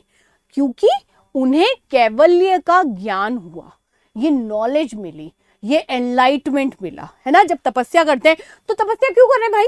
तपस्या इसलिए कर रहे हैं ताकि उन्हें नॉलेज मिले, और उस नॉलेज से वो दूसरे लोगों का अच्छा कर सके। तो उन्हें कैवल्य का नॉलेज मिला, और इसके बाद उन्हें क्या कहा? कैवलिन, जिन और Nirgrantha. Okay ma'am, where is Jambhik? It is in Bihar only. नहीं, क्योंकि जो ध्यान लगाते हैं ना बेटा वो सब भूल जाते हैं, वो ये नहीं सोचते कि हम भूखे हैं, हम प्यासे हैं, नहीं, वो सब भूल जाते हैं। गुड। तो उन्होंने क्या किया, 12 साल तपस्या की तो उनको मिला कैवल्य का ज्ञान, और कैवल्य का ज्ञान मिलने से, वो नॉलेज मिलने से उनको क्या कहा जाने लगा, केवलीन, जिन या निग्रंता। ठीक है बेटा, इतना सारा का सारा चीजें लिखो, मैं बस 2 मिनट में आई। पीडीएफ कहाँ देखना है, पता पीडीएफ आपका जो नोट्स आते हैं ना, क्लास आती है आपकी, रोज क्लास आती है, लाइव क्लास, जैसे अभी तो मैंने क्लास ले ली, उसके बाद में लाइव क्लास आ गई, वहीं पे डाउनलोड आ जाते हैं नोट्स आपके। ओके चलो, अब देखो बेटा, इससे पहले कि मैं तुम्हें जैन धर्म की बहुत अच्छी अच्छी चीजें सिखाऊं, मैं चाहती हूं कि जितने भी बच्चों ने अभी तक क्लास को लाइक नहीं किया है, वो जल्दी जल्दी विद इन 60 सेकेंड क्लास को लाइक कर दें, जल्दी जल्दी, ऐसे ठक ठक ठक ठक लाइक्स बढ़ने चाहिए। तो जल्दी से क्लास को लाइक करो, और क्योंकि आज हमारी क्लास यूट्यूब पे पब्लिक है बेटा, तो ज्यादा से ज्यादा इस क्लास को शेयर करो, ताकि दूसरे बच्चे जो अभी तक ये सोच रहे हैं भैया हम सैनिक स्कूल की तैयारी कहां से करें, उन तक भी ये पहुंचे। तो जल्दी जल्दी क्लास को लाइक करो, शेयर करो, और जिन बच्चों ने आज पहली बार हमारी क्लास को देखा है, जो मुझे फर्स्ट टाइम देख रहे हैं, जो जानते नहीं है कि शौर्य भारत पे क्लासेस कैसे होती हैं, वो जल्दी से इस चैनल को सब्सक्राइब करें, ताकि आगे आने वाली जितनी भी क्लासेस हैं उनके नोटिफिकेशन आपको एडवांस में मिल जाए। ओके ओके बेटा, चलो अब हम लोग आगे बढ़ते हैं। पार्श्वनाथ जो थे, पार्श्वनाथ कौन थे बेटा, 23rd तीर्थंकर। उन्होंने जैन धर्म को 4 व्रत दिए। व्रत का मतलब होता है बेटा, जो हम बोलते हैं 4 मेजर पिलर जो किसी भी धर्म के होते हैं, वो 4 महाव्रत जैन धर्म को दिए, और वो कुछ इस तरह से है: सत्य, अहिंसा, अस्थेय और अपरिग्रह। सत्य, अहिंसा, अस्थेय और अपरिग्रह। गुड। तो पहले इन चारों को यहां पर समझते हैं। पहले, सत्य का मतलब क्या होता है, ट्रुथ, हमेशा सच बोलना, झूठ नहीं बोलना। ठीक है। नेक्स्ट, अहिंसा, नॉन वायलेंस, कभी भी किसी को भी आप हार्म नहीं करोगे, किसी भी लिविंग को आप हार्म नहीं करोगे। अब वो लिविंग जो है बेटा, वो कोई दूसरा इंसान हो सकता है या दूसरा एनिमल भी हो सकता है। तो अहिंसा मतलब नॉन वायलेंस। अस्थेय, नो स्टीलिंग, ऐसी कोई भी चीज अपने पास में नहीं रखोगे जो आपकी नहीं है। नो स्टीलिंग का मतलब चुराना, तो कोई भी चीज चुराएंगे नहीं। तो चुराते हम कब है, जब किसी दूसरे की चीज है, वो हमारी तो है नहीं और हमने उसको अपने पास में रख लिया। तो ऐसी कोई भी चीज नहीं करनी है। और अपरिग्रह का मतलब होता है नो पोजेशन। संसार में खाली हाथ आए हो और संसार से खाली हाथ चले जाओगे, तो किसी भी चीज पर अपना हक नहीं जमाना। ये मेरा है, ये मेरा, ये पेन मेरा है, बोर्ड मेरा है, नहीं, आपका कुछ भी नहीं है। ना तो आप कुछ लेकर आए थे और ना आप कुछ लेके जाओगे, क्योंकि पार्श्वनाथ मानते थे कि अगर ये 4 महाव्रत कोई भी इंसान अपनी लाइफ के अंदर फॉलो करे, तो उसको कभी भी कोई भी तकलीफ नहीं हो सकती। वो झूठ ना बोले, वो किसी को भी हार्म ना करे, वो किसी भी चीज को चुराए ना। जो उसका है वो उसका है, जो उसका नहीं है वो उसका नहीं है। और उसके बाद में कभी भी किसी चीज के लिए ये नहीं करे ये मेरा, कोई पोजेशन नहीं। तो ये 4 महाव्रत हमको किसने दिए बेटा, ये हमको दिए थे पार्श्वनाथ ने। तो महावीर स्वामी ने क्या किया, इसके अंदर एक और महाव्रत को ऐड किया, और वो था ब्रह्मचर्य। ब्रह्मचर्य का मतलब होता है बेटा प्योर कंडक्ट। सबसे पहला और सबसे खास रिलेशन आपका खुद से होता है। स्वरा, अगर मैं साइड हो जाऊं पढ़ाते पढ़ाते, तो पढ़ाएगा कौन? अब मैं साइड हो जाती हूं, आप इसको लिखो बेटा, और जिन्होंने अभी तक क्लास को लाइक नहीं किया, वो जल्दी जल्दी क्लास को लाइक कर दो। Don't spam, otherwise ma'am will block you. Okay, चलो बच्चे, सो आई थिंक हम लोगों ने यहां पर ये डिस्कस किया कि जो हमारा जैन धर्म है उसके अंदर 5 महाव्रत है बेटा। उनमें से 4 हमको पार्श्वनाथ ने दिए और 5वां इंट्रोड्यूस किया महावीर स्वामी ने। तो प्योर कंडक्ट का मतलब होता है बेटा एकदम शुद्ध, बहुत अच्छा वाला, है ना, एब्सोल्युटली करेक्ट आचरण, यानी जैसे हम बिहेव करते हैं तो हमारा बिहेवियर कैसा होना चाहिए, एकदम प्योर होना चाहिए। हम जो भी काम करें वो बिल्कुल अच्छे और प्योर इंटेंट के साथ में करना चाहिए। नहीं, वो इसका एक अलग व्यू है। Okay, I hope Umang, I hope आप ये कमेंट आपकी मम्मी ने लिखा होगा या पापा ने लिखा होगा। तो इसका मतलब नॉन एडल्ट्री नहीं होता, दैट्स अनदर फेज ऑफ ब्रह्मचर्य। पर ब्रह्मचर्य का मतलब सिर्फ और सिर्फ नॉन एडल्ट्री नहीं होता है, इसका एकदम ट्रू मीनिंग होता है एकदम प्योर कंडक्ट, और वो प्योर कंडक्ट भी हमारा खुद के साथ में होना चाहिए। तो जब हम अपनी सेल्फ के साथ में, मतलब हम अपने आप में सबसे अच्छी तरह से प्योर तरीके से पेश आएंगे, तभी हम दूसरे लोगों के साथ में अच्छी तरीके से पेश आ सकते हैं। ओके, देन आई होप उमंग मैंने अपना जो बात है वो आपको बहुत अच्छी तरह से समझा दी होगी। मैंने लिखा है, नहीं मैम मैंने ही लिखा है। अच्छा, तो तुम ये कहां से लेकर आए नॉन एडल्ट्री, क्योंकि ये वर्ड तुम्हारा तो नहीं हो सकता है। गूगल पे सर्च करके डाला उमंग, गूगल पे सर्च करके डाला, गूगल पे सर्च किया what is adult, what is ब्रह्मचर्य मीन, एंड उसमें गूगल में ऐसा आया नॉन एडल्ट्री। लेकिन बेटा हम जब धर्म के उसमें इसको पढ़ते हैं तो इसका मतलब यही होता है। वो छोड़ दो, आपको 24 तीर्थंकर के नाम याद नहीं करने हैं, नहीं तो मैंने आपको पूरा का पूरा एक लाइन से लिखवा दिया होता, 1st, 2nd, 3rd, 4th, नहीं। ओके बच्चा, चलो अब हम इससे आगे बढ़ते हैं। आई होप आपको ये पता चला होगा बेटा कि कैसे जो हमारे वर्धमान थे वो महावीर स्वामी बने, और महावीर स्वामी ने जैन धर्म के अंदर क्या दिया। महावीर स्वामी जो है उनकी जो भी टीचिंग्स थी, जैसे मैंने आपको बताया तीर्थंकर क्या करते हैं, उनको जब ज्ञान मिलता है बेटा तो वो अपनी नॉलेज को लोगों के साथ में शेयर करते हैं। तो उनकी जो टीचिंग थी वो किस लैंग्वेज के अंदर थी, प्राकृत लैंग्वेज के अंदर। किस लैंग्वेज के अंदर थी बेटा, प्राकृत लैंग्वेज के अंदर। और उनका जो फर्स्ट फॉलोवर था उसका नाम था जामिल। क्या नाम था, जामिल। और जामिल जो है वो महावीर स्वामी का सन इन लॉ भी बना। उन्होंने अनुज्या जो है, प्रियदर्शनी जो है, उनसे शादी कर ली।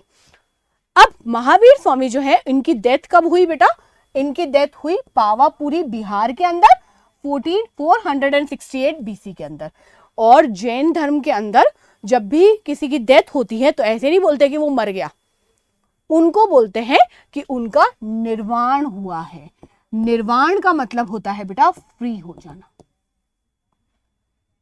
क्योंकि वो अब इस संसार से बिल्कुल फ्री हो चुका है, तो उसे कहते हैं nirvana. Prakrit is a language of nature. Prakrit बोलते हैं ना हम लोग, हमारी प्रकृति, हमारी नेचर, हमारी मदर नेचर। तो प्राकृत लैंग्वेज जो थी बेटा इस नेचर की लैंग्वेज थी। वो तो मुझे नहीं मालूम भाई कि वो कैसे लिखी जाती थी। बीसी का मतलब होता है बेटा बिफोर क्राइस्ट। तो क्राइस्ट, जीसस क्राइस्ट के जन्म से पहले वाला जितना भी समय था, जितना भी एरा था, उसे हम लोग बोलते हैं बीसी, यानी कि बिफोर क्राइस्ट। और जब जीसस क्राइस्ट का जन्म हुआ तब उसके बाद का जो भी टाइम है उसको हम लोग बोलते हैं एडी। ये मैं पढ़ाऊंगी आगे आपको जाके, तो टेंशन लेने की इतनी ज्यादा जरूरत है नहीं। ओके चलो, अब जब महावीर स्वामी की डेथ हो गई तब ये जो जैनिज्म था बेटा, जो जैन धर्म था, वो 2 सेक्शंस के अंदर, या हम ऐसे बोलते हैं 2 पार्ट्स के अंदर डिवाइड हो गया। एक था श्वेतांबर और एक था दिगंबर। कोई बात नहीं उत्कर्ष, उसको छोड़ दो बेटा, उमंग सॉरी। प्राकृत का मतलब होता है nature, language of nature. Okay, तो एक श्वेतांबर और एक दिगंबर। तो श्वेतांबर जो है बेटा, दिगंबर जो है वो कैसे कहलाते हैं, क्लाउड।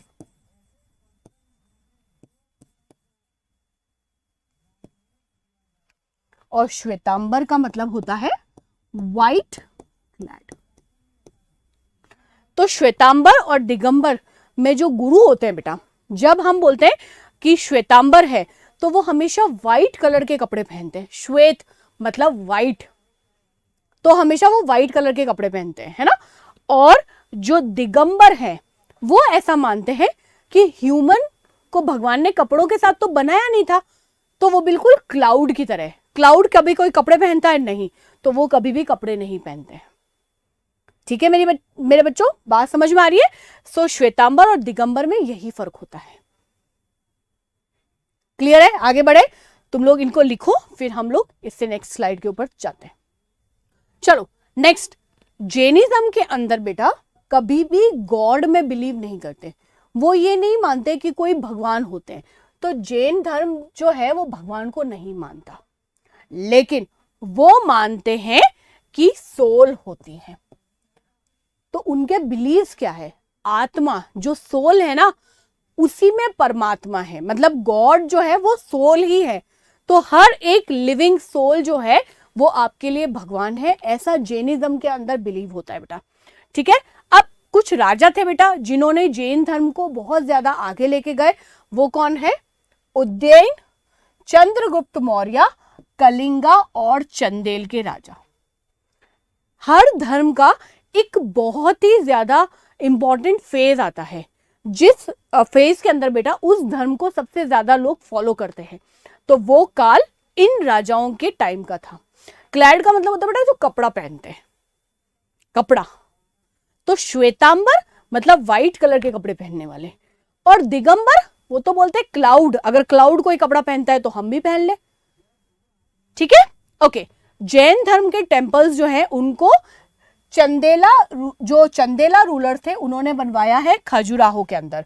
और जब मौर्यन टाइम्स था, चंद्रगुप्त मौर्य, समुद्रगुप्त मौर्य, इनका सबका जो टाइम था, तब मथुरा जो थी वहां पर सबसे ज्यादा जैन धर्म जो है माना जाता था। मतलब that was the capital of Jainism. लिखो इसको। मैं चंद्रगुप्त नहीं, चंद्रगुप्त मौर्य की बात कर रही हूं। मैं चंद्रगुप्त मौर्य की बात कर रही हूं बेटा, है ना, मैंने लिखा है इसलिए। चंद्रगुप्त मौर्य वो मौर्य एम्पायर को बिलोंग करता था। चलो बच्चों इसको लिखो, फिर हम लोग लास्ट स्लाइड को पढ़ेंगे। यस बिल्कुल, चंद्रगुप्त मौर्य बेटा मौर्य काल के राजा थे और उन्होंने जैन धर्म को बहुत ही ज्यादा आगे लेके गए। मतलब उन्होंने बहुत ही ज्यादा उसको फेमस किया, उसको बहुत ही ज्यादा, हम ऐसे बोल सकते हैं, उसका बहुत ज्यादा प्रचार किया। तो मैंने आपको बताया बेटा कि हम अलग अलग एरा के अंदर एक धर्म हमेशा और हमेशा प्रोमिनेंट होता है। तो उस टाइम के अंदर जो मौर्यन काल है उसके अंदर सबसे ज्यादा जो प्रोमिनेंट धर्म था वो था जैन धर्म। He was leader of Maurya वंश बेटा। Ma'am what is Khajuraho? Khajuraho जगह है मध्य प्रदेश के अंदर, ये ना मध्य प्रदेश एमपी के अंदर जगह है बेटा। वहां पे बहुत अच्छे अच्छे जैन टेम्पल हमको देखने के लिए मिलते हैं। और ये सब किसने बनवाए? ये सब बनवाए बेटा चंदेल के जो राजा थे उन्होंने बनवाए थे, टू प्रमोट जैन धर्म। ओके, तो लास्ट हमारी जो स्लाइड आज की और लास्ट हमारा क्लास का जहां पे हमारा जैनिज्म खत्म हो जाता है बेटा, वो क्या कहता है? महावीर जो है वो बिलीव करते थे रीबर्थ में। दैट मीन्स कि आत्मा जो है वो तो अमर है, आत्मा तो कभी नहीं मरती है, और इसीलिए आत्मा जो है बेटा वो दोबारा जन्म लेती है। बॉडी डिस्ट्रॉय हो जाती है लेकिन आत्मा हमेशा और हमेशा वापस वापस वापस वापस रीबर्थ होता रहता है। जो जैन धर्म के तीर्थंकर है, मतलब 24 तीर्थंकर है बेटा, उनके बारे में हमें अगर जानना है तो हमें पढ़नी चाहिए कल्पसूत्र।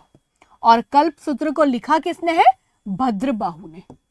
इसमें हर एक जो तीर्थंकर है जैन धर्म का उनके बारे में बहुत अच्छी तरह से बताया गया है।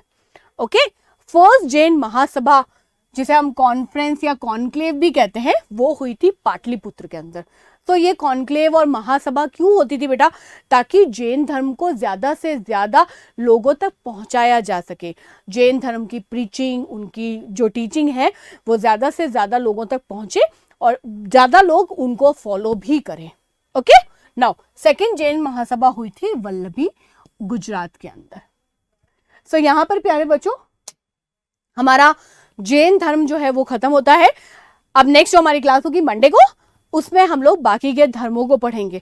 अब वो बच्चे जो कि आज सिर्फ और सिर्फ हमको यूट्यूब के ऊपर देख रहे हैं लेकिन अभी तक शौर्य भारत से जुड़े नहीं है, उन सभी बच्चों से मैं ये कहना चाहूंगी, बेटा अगर आपको सैनिक स्कूल की तैयारी करनी है, आप चाहते हैं कि आपका सैनिक स्कूल में सिलेक्शन 100% हो जाए, तो आपके पास में एक ही जगह है, वन स्टॉप सोल्यूशन है, और वो है शौर्य भारत।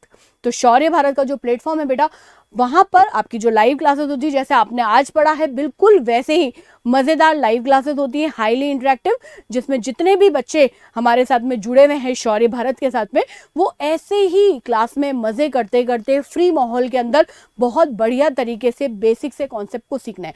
तो अगर आपका जो हमारा लक्ष्य, या हम ऐसे बोल सकते हैं हमारा जो मोटिव है, वो ये है कि हम शौर्य भारत के थ्रू अपना सिलेक्शन पक्का करें सैनिक स्कूल में, और उसके साथ साथ बहुत अच्छी अच्छी कॉन्सेप्ट को भी सीखें, क्योंकि ये जो कॉन्सेप्ट होते हैं ना बेटा, ये हर जगह काम आते हैं। तो आज ही आप लोग डाउनलोड कीजिए Shaurya Bharat defence exam learning app, और वहां पर अपने कोर्स को सेलेक्ट कीजिए। आप भले सैनिक स्कूल की तैयारी कर रहे हो या मिलिट्री स्कूल की, आपका वन स्टॉप सोल्यूशन है Shaurya Bharat defence exam learning app, तो डाउनलोड नाउ। सो हम मिलते हैं बेटा नेक्स्ट क्लास के अंदर। टिल देन थैंक यू, जय हिंद, जय भारत।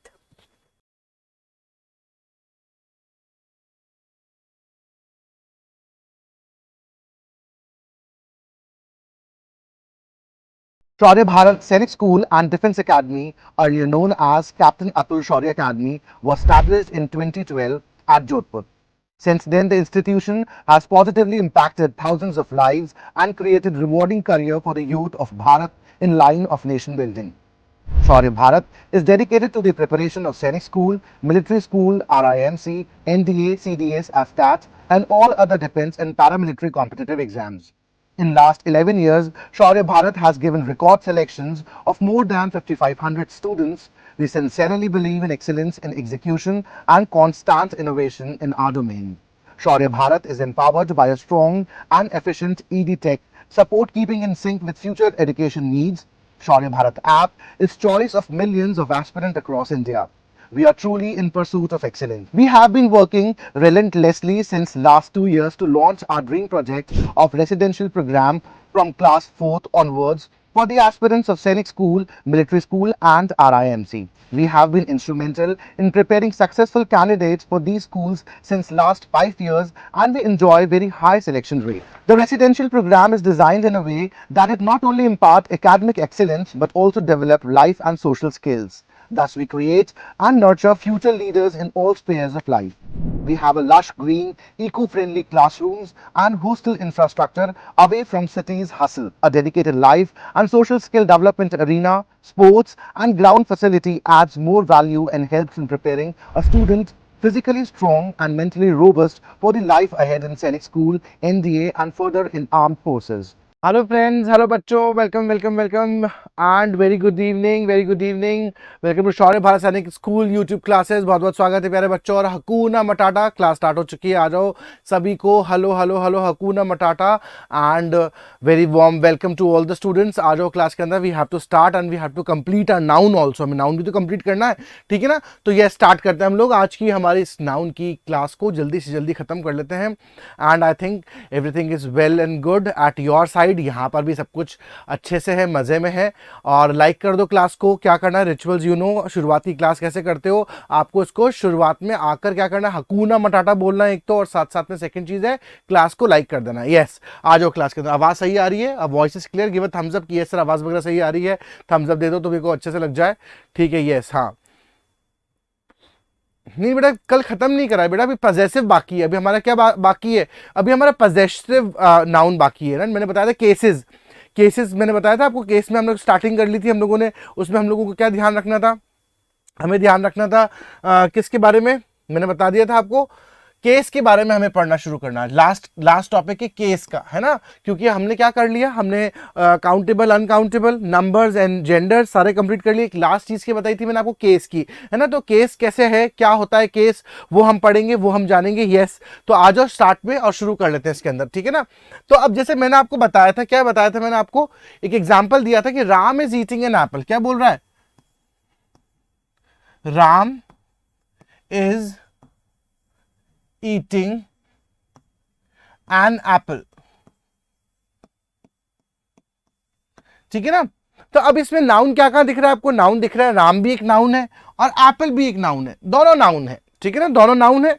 अब क्या हो जाता है, जब जब कोई चीज शुरुआत में आती है और कोई कोई काम कर रहा है, अब राम क्या कर रहा है, एक डूअर है, क्या है, एक डूअर है, वो क्या कर रहा है, वो काम कर रहा है। काम कौन कर रहा है, सेंटेंस में पूछे काम कौन कर रहा है, काम कौन कर रहा है, अगर हम सेंटेंस में पूछे और हमें आंसर मिल जाता ना, देन वो क्या हो जाता है, वो फिर कहलाता है सब्जेक्ट। क्या कहलाता है, सब्जेक्ट ऑफ द सेंटेंस, वो सब्जेक्ट कहलाता है, ठीक है ना। तो सब्जेक्टिव केस में यानी कि क्या हो गया कि जो नाउन है वो कौन से केस में, वो सब्जेक्टिव केस में, यानी कि काम करने वाले की जगह पर है, उसकी प्लेस पे है, इसलिए उसका यूज किया जाता है। उसके बाद में अब एप्पल कहां पे आ रहा है, सेंटेंस के लास्ट में आ रहा है, ठीक है ना। तो ये आ रहा है जिसपे उसका असर पड़ रहा है, काम करने का असर पड़ रहा है। क्या पड़ रहा है, काम करने का असर पड़ा,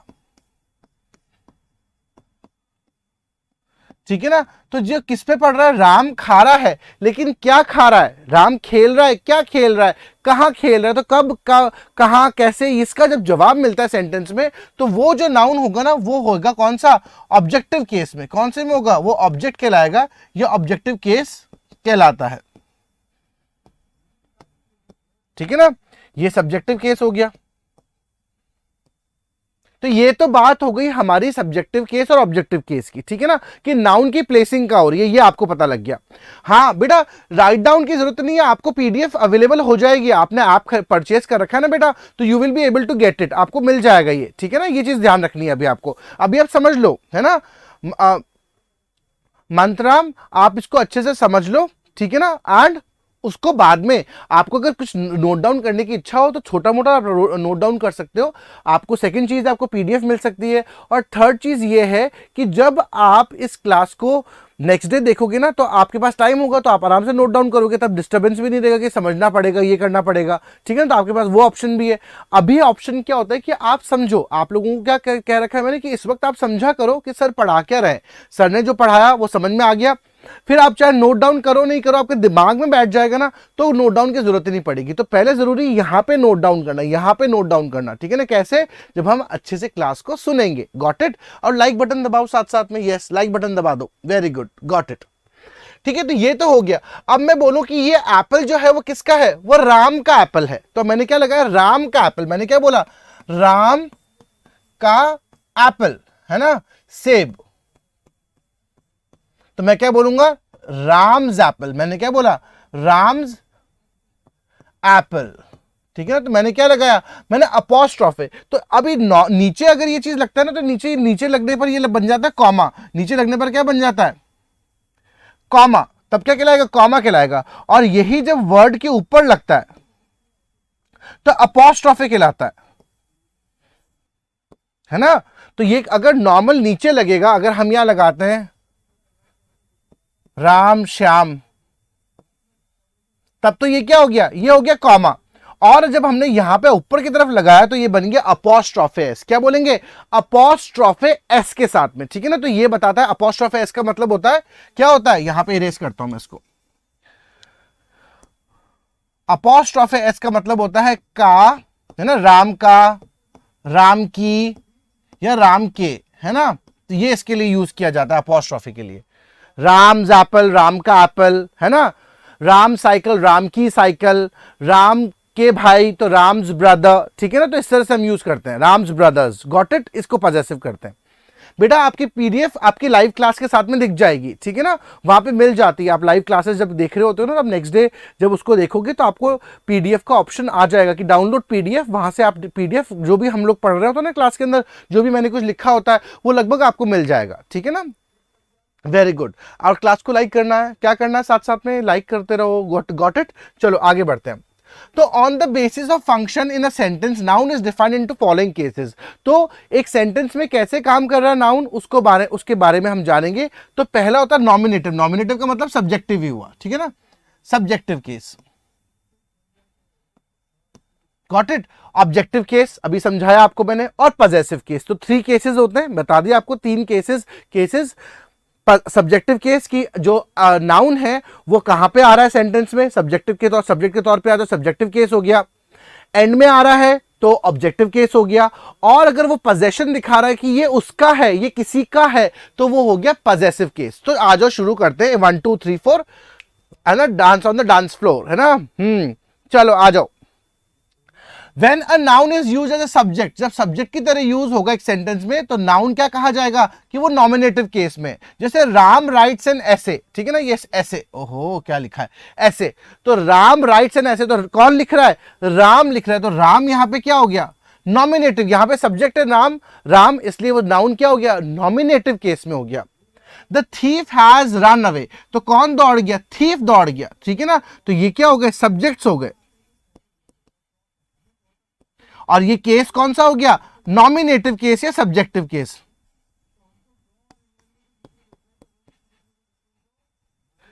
नॉमिनेटिव और सब्जेक्टिव केस, एक भी कुछ भी बोल सकते हो आप, सब्जेक्ट से याद रखोगे, सब्जेक्ट है तो जल्दी याद हो जाएगा, ठीक है ना। तो नॉमिनेटिव केस भी बोल सकते हो आप, सब्जेक्टिव केस भी उसको बोल सकते हो। बेटा अभी समझाऊंगा, है ना, रुको बेटा, अभी मैं वापस समझाऊंगा 1 2 3 4, गॉट इट। अभी आपको अभी मैंने ब्रीफ दिया है, क्या दिया है, सिर्फ ब्रीफ दिया है। अभी मैं 1 2 3 4 स्टार्ट करूंगा बेटा, तो टेंशन मत लो। अभी जब बिल्कुल एंड में समझ में नहीं आएगा ना, तब बताना, ठीक है। तो अभी मैं आपको स्टार्ट करा है, मैंने बताया कि अभी 3 केसेस होते हैं नाउन के, एक सब्जेक्टिव केस, एक ऑब्जेक्टिव केस, एक पॉजेसिव केस। तो अभी हमने देखा सब्जेक्टिव केस यानी कि नॉमिनेटिव केस, कि जब वो सब्जेक्ट के तौर पर आएगा, एक नाउन स्टार्टिंग में आएगा, काम कौन कर रहा है, तो इसमें ऐसे कौन लिख रहा है, राम लिख रहा है।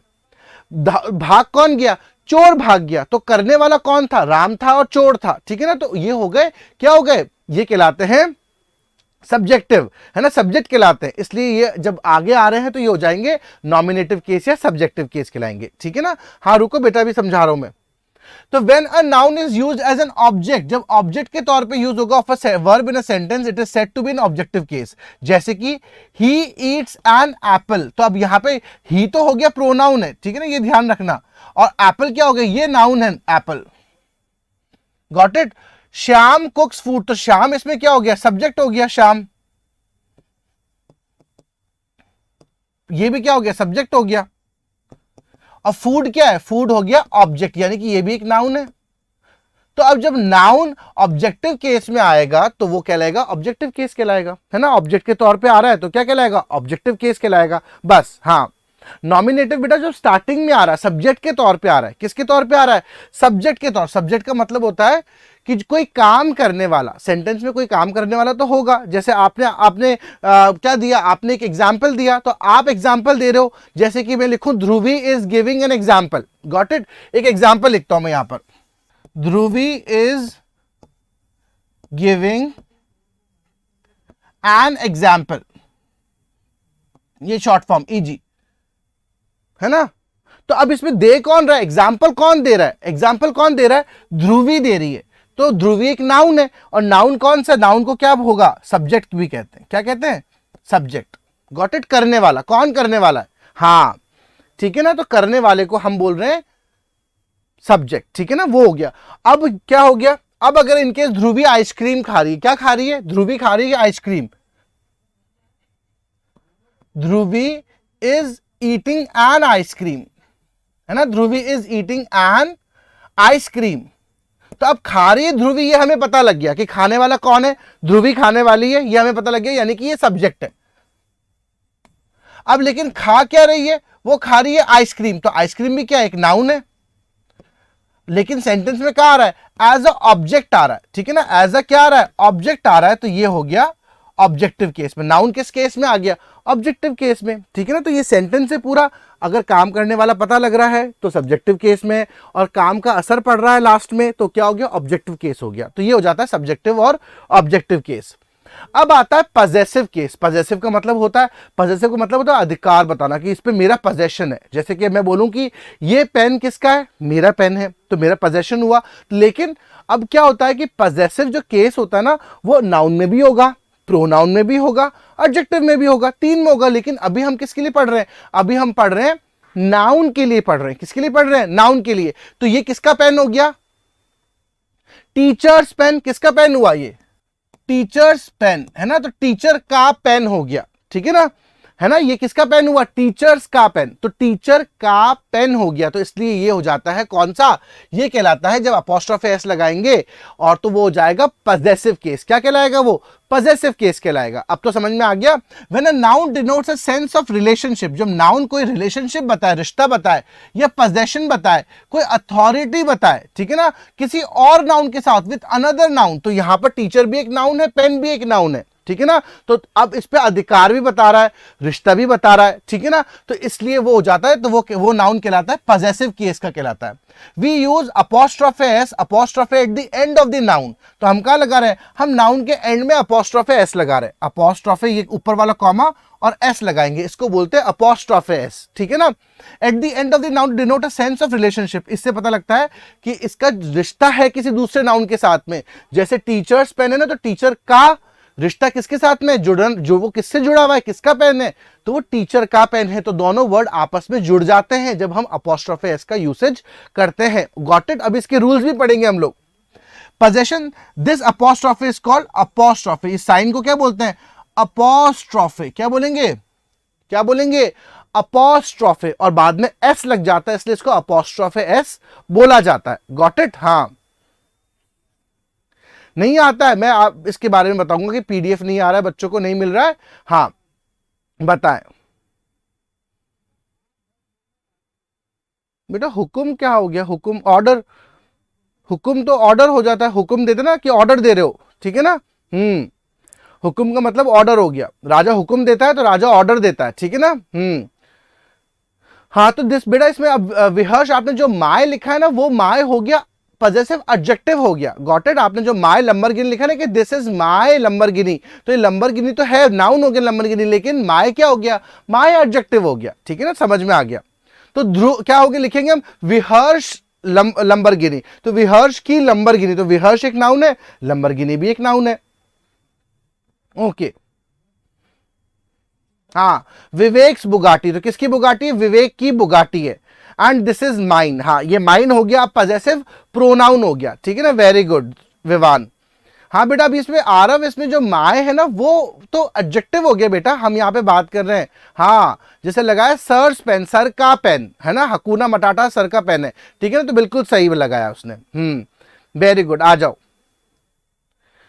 नेत्रा, बेटा नेत्रा देखो, केसेस क्या होता है कि जो नाउन होता है ना उसका वो काम क्या कर रहा है, हमने क्या देखा, फंक्शन के तौर पे देखा, किस पे तौर पे देखा, हमने देखा जो नाउन है ना वो कैसे फंक्शन कर रहा है एक सेंटेंस के अंदर, तो वो फंक्शन कर रहा है एक काम करने के वाले के तौर पर, ठीक है ना, वो काम कर रहा है कि उसके ऊपर असर भी पड़ रहा है काम का, और वो कैसे काम कर रहा है कि उस पर किसी का पोजेशन भी है। Got it. तो यही तो चीज बता रहा हूं मैं। जैसे अगर नेत्रा की बात कर रहे हैं, अब नेत्रा क्या है, नेत्रा एक नाउन है, ठीक है ना, नेत्रा क्या है, नेत्रा एक नाउन है। उसके बाद में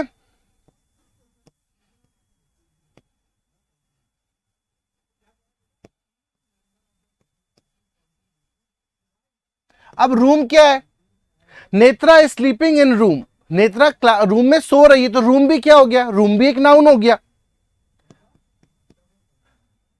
ठीक है ना। अब हमारे पास सेंटेंस में दो नाउन है, कितने नाउन है हमारे पास सेंटेंस में, दो नाउन है। अब ये दो नाउन तो है, लेकिन इसके प्लेस कहां पर है, अब हम कैसे बताएंगे कि इसका प्लेसिंग कहां पर है, तो जब जो कोई काम करने वाला पता लगता है तो उसको तो हम सब्जेक्ट बोलते हैं, ठीक है ना, और वो काम कर रहा है उसका असर कहां पड़ रहा है, उसका पड़ रहा है रूम पर, है ना, लास्ट में eight the end of the sentence, तो वो हो जाता है ऑब्जेक्ट, ठीक है ना, तो ये सब्जेक्ट ऑब्जेक्ट कहलाता है। Got it. तो वो नाउन प्रोनाउन हो सकता है आपका, ठीक है ना, आप समझ में आ गए बेटा, थम्स अप दो यहां पे तो मुझे पता लगेगा, ठीक है ना।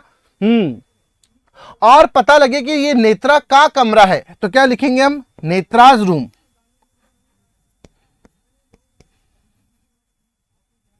तो अब ये क्या हो गया, नेत्राज रूम, यानी कि नेत्रा का कमरा, नेत्रा का रूम, ठीक है ना, तो इस तरह से यूज कर रहे हैं। तो अब ये तो हो गया सब्जेक्टिव केस, वो हो गया ऑब्जेक्टिव केस, और ये हो गया पजेसिव केस, पता लग गया ना, तो ऐसे हम यूज करते हैं इसको। Got it. हाँ, पोजेशन बेटा उसकी किसी के ऊपर आपका है ना अधिकार होना, किसी का अधिकार होना, जैसे राजवीर आपके पास में आपका इरेजर होगा, पेन होगा, तो वो पेन किसका है, राजवीर का है, तो है ना उसका आपका पोजेशन है उसके ऊपर, तो आप बोलोगे this is Rajveer pen, this is Rajveer eraser, ठीक है ना, उसके लिए यूज करते हैं हम। Got it. हाँ, वेरी गुड।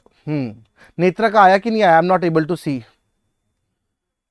बनाओ, वेरी गुड। और लाइक बटन दबाओ। 65 व्यूवर्स है तो लाइक बटन भी तो होना चाहिए सबके क्लास के अंदर, ठीक है ना? हाँ, वेरी गुड बेटा, ठीक है ना? तो ये हो जाता है। अब हम देख रहे हैं कैसे कैसे इनका यूसेज किया जा रहा है, कैसे कैसे एक सेंटेंस में इनका यूसेज किया जाता है। Got it? हाँ, दैट्स माय थम्स अप। ये तो पूरा हाथ अप हो गया बेटा, ये तो हैंड्स अप हो गया, है ना? पुट योर हैंड्स अप वाला हाल हो गया ये तो। सो अगर if two or more nouns are joined using and they have joint possession, अगर क्या हो कि जब हम यूज कर रहे हैं, दो नाउन को यूज कर रहे हैं, ठीक है ना, और दोनों का एक ही पोजेशन हो, एक ही बात हो, एंड से जुड़ रहा है, तो क्या हो जाएगा वो? तो हम जो पीछे वाला जो होगा ना, पीछे वाला नाउन होगा, उसके साथ अपॉस्ट्रोफी एस लगाएंगे। जैसे अगर हम बात करते हैं विवेक और विवान की बात करते हैं, ठीक है ना, उनकी बुगाटी है, विवेक एंड विवान्स बुगाटी। तो अब क्या हो गया? बुगाटी पर किसका अधिकार है? बुगाटी पे किसका पोजीशन है? बुगाटी पे विवेक और विवान दोनों का है। तो इसलिए हमने अगर अपॉस्ट्रोफी लगाया तो हम बार बार नहीं लगाएंगे, विवेक्स एंड विवान्स बुगाटी, है ना? तो ये क्या हो जाएगा? विवेक और विवान की बुगाटी, यानी कि दोनों के पास में एक ही बुगाटी है, तो दोनों का पोजीशन किस पर है? एक पर ही है। Got it? अगर हम लास्ट वाले पे अगर अपॉस्ट्रोफी लगाएंगे तो समझ जाओ कि दोनों का क्या है? दोनों की एक बुगाटी है।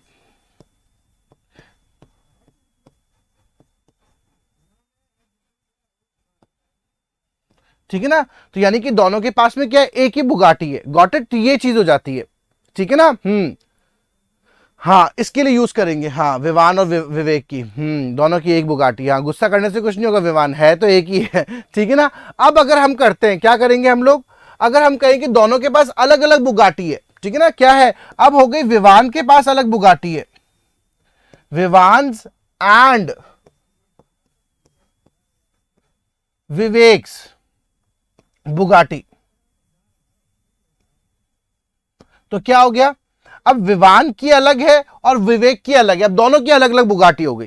पहले तो दोनों की एक थी, इसलिए हमने अपॉस्ट्रोफी बाद वाले पे लगाया। अब दोनों की बुगाटी अलग अलग हो गई, तो हमने दोनों के साथ में अलग अलग लगा दिया, ठीक है ना? तो but if both the nouns express separate possession, अगर अलग अलग पोजेशन बताएंगे तो पॉजेसिव केस क्या बनेगा? दोनों पे बनेगा, दोनों पे अपॉस्ट्रोफी लगाओगे। तो अब यह हो गया विवान की, है ना, और विवेक की अलग अलग।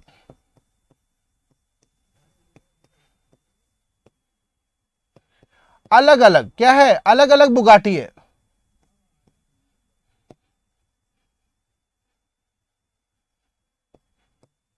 ठीक है ना? दोनों की कैसी है? दोनों की अलग अलग बुगाटी है। बेटा बस सबके नाम लेता रहूंगा तो मेरी क्लास कैसे चलेगी बेटा? ये बताओ।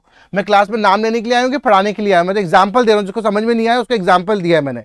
Got it? हाँ, ठीक है ना? तो ये चीज ध्यान रखना, हमें क्या ध्यान रखना है कि विवान और विवेक की बुगाटी। तो अब पहले हमने देखा विवान एंड विवेक्स बुगाटी, यानी कि विवान और विवेक की दोनों की एक बुगाटी। अब हमने देखा विवान एंड विवेक्स बुगाटी, यानी कि विवान की अपनी अलग बुगाटी है और विवेक की अपनी अलग बुगाटी है। इसलिए हमने इसका क्या यूज करा? हमने अपॉस्ट्रोफी एस का यूज किया है। Plural noun without S are change to possessive case using S. तो कैसे करना है? कई सारे ऐसे होते हैं वर्ड्स आपके, है ना, जैसे आपको ये पता है, आपको एक चीज याद करवा देता हूं मैं आपको। यहां पे देख लो, ध्यान से पढ़ लो यहां पर। हाँ, यहां पे ध्यान दो बेटा, यहां पे ध्यान दो। हाँ, उसमें मत जाओ, मेरे पास बुगाटी है, हाँ ना, मतलब एग्जाम्पल दिया है, सिर्फ आपको एग्जाम्पल दिया है। अगर आपको एक जने के लिए बताना है फॉर सिंगुलर, है ना, अगर आप फॉर सिंगुलर कर रहे हो तो आप क्या लिखोगे? बॉय एक है तो बॉय, यानी कि लड़के का क्या होगा?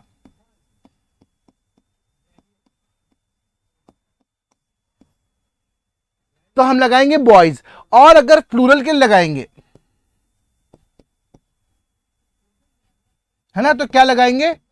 अपॉस्ट्रोफे एस के बाद में आ जाएगा, क्योंकि प्लूरल वर्ड क्या हुआ? प्लूरल वर्ड हमने कल देखा था, बॉय का क्या देखा था? प्लूरल वर्ड, प्लूरल बनाया था बॉय का बॉयज। तो बनाओगे बहुत, अब बहुत सारे लड़कों का होगा, इसलिए हम अपॉस्ट्रोफे एस के बाद में लगाएंगे, ठीक है ना? तो इसका मतलब हो जाएगा लड़कों का।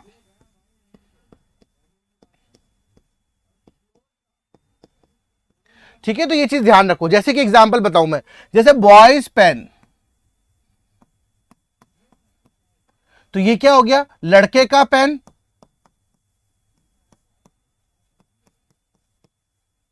अब ये हो गया बॉयज हॉस्टल।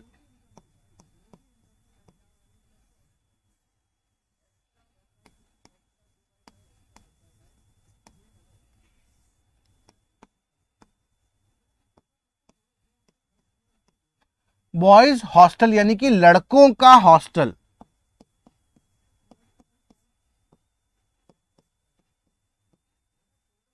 तो ये हो जाता है यूसेज आपका सिंगुलर प्लूरल के लिए, कैसे लगाना अपोस्ट्रोफ है, ठीक है ना। अगर आप एक फॉर सिंगुलर यूज करोगे तब तो आपको पता है अपोस्ट्रोफ है एस में, अपोस्ट्रोफ पहले आएगा फिर एस आएगा। लेकिन अगर प्लूरल वर्ड होगा तो आपको एस लगाना है, उसके बाद अपोस्ट्रोफे लगाना है। अब कई सारे वर्ड्स ऐसे होते हैं, जैसे आपने कल बनाए थे, चिल्ड्रन बनाया था, विमेन बनाया था, मेन बनाया था, माइस बनाया था, गीज गूज बनाया था, ठीक है ना, और टीथ बनाया था, इस तरह के वर्ड्स बनाए थे। तो उसके अंदर क्या होगा, उसके अंदर वापस अपोस्ट्रोफे एस यहीं पे लगेगा। Got it. जैसे कि चिल्ड्रन ऑलरेडी प्लूरल है, प्लूरल वर्ड है, अब इसमें एस तो नहीं आ रहा, तो आप यहां पे अपोस्ट्रोफे लगा सकते हो, ठीक है ना। वुमेन है, विमेन प्लूरल वर्ड है, तो आप अपोस्ट्रोफे ऐसे लगाओगे, ठीक है ना। तो ये इसका यूसेज है अपोस्ट्रोफे लगाने का। तो ये चीज जाननी है, अगर सिंगुलर चीज होगी तो अपोस्ट्रोफे जो है वो एस के पहले आएगा, प्लूरल होगा तो अपोस्ट्रोफे एस के बाद में आएगा। और अगर वर्ड बिल्कुल दूसरा अलग तरह का प्लूरल जिसमें एस ई एस नहीं लगता है, तो उसके अंदर आप नॉर्मल जिस तरह से अपोस्ट्रोफे लगाते हो वैसा ही यूसेज करोगे। हाँ, फुटबॉलर्स फुटबॉल, हाँ इस तरह से। हाँ, फुटबॉलर्स शूज, हाँ तो फुटबॉल, बहुत सारे फुटबॉलर्स के शूज प्रिटी है, बिल्कुल सही है। किसके लिए लिख रहा हो बेटा, क्या लिख रहे हो, निर्भय वशिष्ठा, राजनंदिनी को क्या लिख रहे हो बेटा। Got it. तो इस तरह से यूज करना है आपको, ठीक है ना, ये यूज करना है।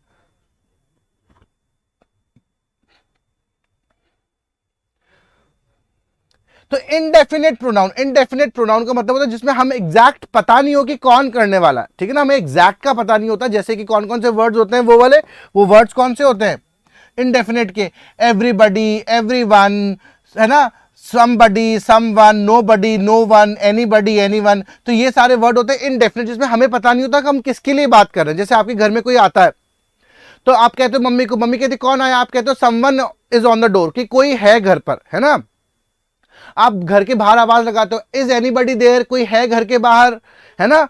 हम कहते हैं कि someone is there, nobody is there at the house, है ना, नो कोई भी घर के बाहर नहीं है। तो हम ये अक्सर कब लगाते हैं, जब हमें एग्जैक्ट नहीं पता होता कि कोई है या नहीं है, ठीक है ना, तब हम ये यूज करते हैं someone, anyone, anybody, no one, इसका यूसेज करते हैं। तो हम उनके साथ में भी क्या लगा सकते हैं, हम अपोस्ट्रोफे एस का यूसेज कर सकते हैं, जैसे समवन्स, एवरीबडीज, ठीक है ना, इस तरह से। ठीक है ना।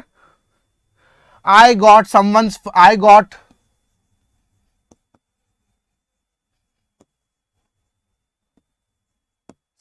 phone today, मुझे किसी का फोन मिला आज,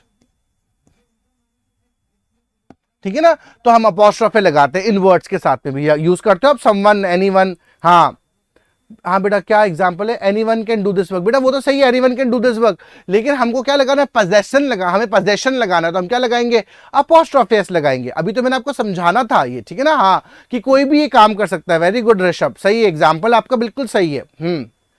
हाँ हाँ, निर्भय सही है, निर्भय बुक, निर्भय की बुक, टीचर्स बुक, हाँ तन्नू सही है। तो टीचर्स की किताब है ना, बहुत सारे टीचर्स उनकी किताब है, बिल्कुल।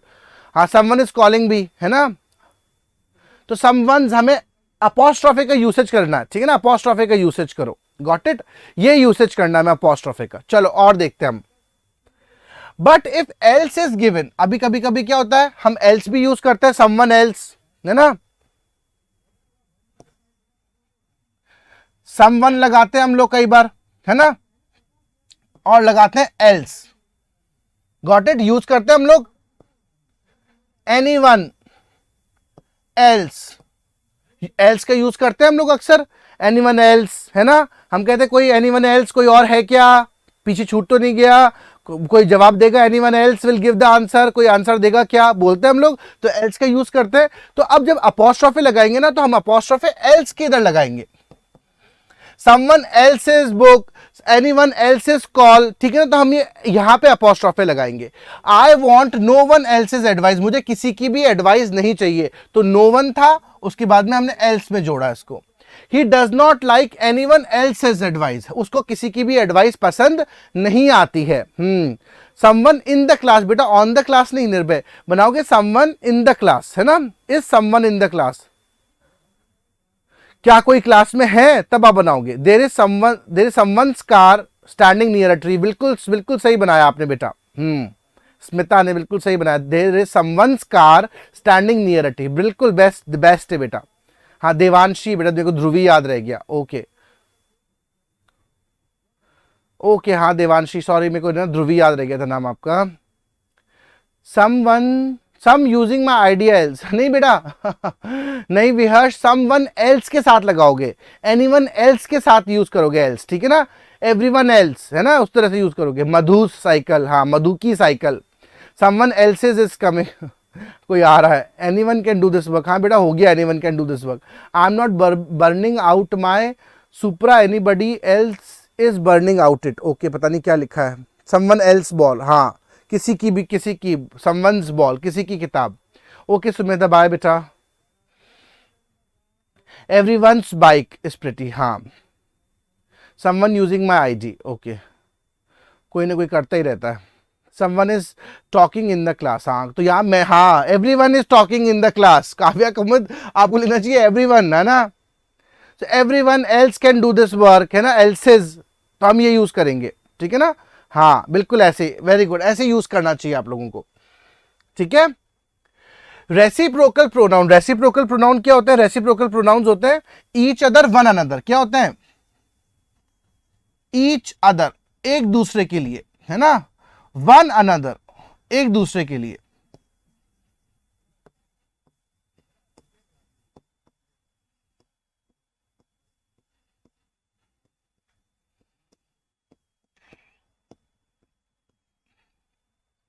ठीक है ना. तो वो रेसिप्रोकल प्रोनाउन कहलाते हैं, ईच अदर और वन अनदर. इसमें कैसे करेंगे? ईच अदर्स डॉक्यूमेंट, एक दूसरे के document, got it. Each others document, one another's answer, ठीक है ना. तो हम ये यूज कर रहे हैं अपोस्ट्रोफे एस, ईच अदर और वन अनदर के साथ में भी हम अपोस्ट्रोफे एस लगाते हैं, ठीक है ना. हाँ ईच अदर्स बुगाटी, है ना, एक दूसरे की बुगाटी, गॉट इट. हाँ यहां पे बनाते हैं हम लोग.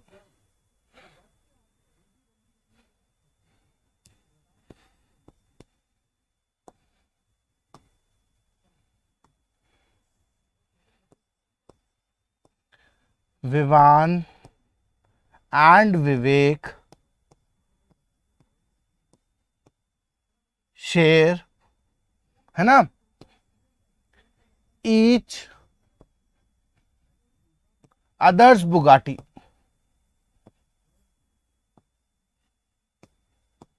ठीक है ना. विवान और विवेक एक दूसरे की बुगाटी को शेयर करते हैं, ठीक है ना. तो इस तरह से करते हैं, इस तरह से यूज करते हैं, गॉट इट. हाँ. Kavya Kumud, Kavya and Kumud eat each others cake, each others ice cream, एक दूसरे की आइसक्रीम खाती है ना. हाँ. ईच अदर्स फ्रेंड्स, हाँ नहीं नहीं नहीं करेगा. अच्छा विवान, कोई नहीं, मैंने तो करवा दिया भाई, दोनों शेयर करेंगे एक दूसरे की गाड़ी को. अब तो कोई एग्जाम्पल और हो ही नहीं सकता. हाँ गॉट इट. हाँ ठीक है, इस तरह से यूज करना है इसको, ठीक है ना, ऐसे यूज करना है आपको. Sometimes the use of persons name plus apostrophe denotes that persons home. कभी कभी जब हम यूज करते हैं अपोस्ट्रोफी का किसी के नाम के साथ, तो वो उसके घर को बताता है, ठीक है ना. जैसे मैं बोल दूं, अगर मैं अनिरुद्र के घर पे आ रहा हूं, मैं मिलने आ रहा हूं अनिरुद्र के घर पे, तो मैं क्या बोलूंगा मम्मी को कि आई एम गोइंग टू अनिरुद्राज, है ना.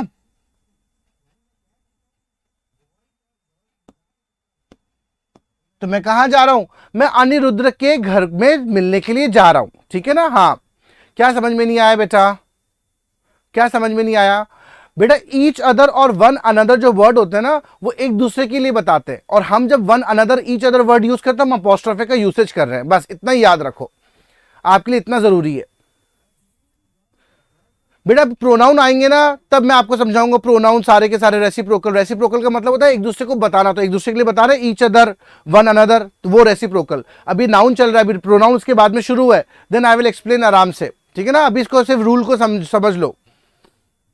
हाँ, क्या समझ नहीं आया बेटा, क्या समझ नहीं आया वो मुझे बताओ ना, मैं कैसे जानूं। I am going to my home Jupiter. I am going to सर्स, हाँ बिल्कुल। हाँ, मैं अनिरुद्र के घर जा रहा हूं, अनिरुद्र मेरे घर आ रहा है। हाँ हाँ, आई एम यूजिंग आयुज बाइक, मैं आयु की बाइक को इस्तेमाल कर रहा हूं, वेरी गुड, है ना। इस तरह से हम ऐसे अपोस्ट्रोफे लगाते हैं। क्या लगाते हैं? जब हम किसी के घर में किसी के घर को बताना होता है तब हम यूज करते हैं। जैसे कि सुरेश मेट महेश एट रमाज, है ना। सुरेश कहाँ मिला महेश से? रमा के घर पे मिला। I met her at Mohan, मैं उसको मिली, कहाँ मिली? मैं उसको मोहन के घर पे मिली। Got it? तो हम यूज करते हैं, मैं उसको मोहन के घर पे मिला, है ना, तो इसलिए यूज कर रहे हैं हम लोग। कौन सा बेटा, कौन सा नवीन? ध्रुव, ये वाला, ये इससे पहले वाला 6 नंबर पॉइंट या 7 नंबर पॉइंट बताओ। हाँ, Kavya met Emily at Ravi's, हाँ बिल्कुल सही। हाँ, I am going to birthday party at Krishna's, बिल्कुल सही। ऐसे यूज करना है, ठीक है बेटा। रेसिप्रोकल प्रोनाउन मैं आपको समझाऊंगा आराम से जब हमारा प्रोनाउन आएगा। अभी आप सिर्फ इतना समझो, वर्ड को समझो। अभी क्या, अभी हम नाउन पढ़ रहे हैं, कल मंडे से, है ना, या कल से हम लोग शुरू कर देंगे प्रोनाउन को, then I will explain it आराम से आपको। तो अभी क्या समझना है आपको रेसिप्रोकल में? रेसिप्रोकल का मतलब क्या होता है? एक दूसरे को बताना, एक दूसरे के लिए बोलना, ठीक है ना। रेसिप्रोकेट करते हैं हम लोग। आप किसी को अच्छा बोलेगे तो कोई आपको अच्छा बोलेगा, तो रेसिप्रोकेट हुई बात कि आपने अच्छा बोला तो अगले ने भी अच्छा बोला। Got it? तो उसी प्रकार से रेसिप्रोकल प्रोनाउंस होते हैं, वो वर्ड्स होते हैं। तो कौन से वर्ड्स होते हैं? Each other. हम क्या बोलते हैं अक्सर, क्या बोलते हैं अक्सर एक दूसरे के लिए? We should help each other. क्या बोलते हैं? वी शुड हेल्प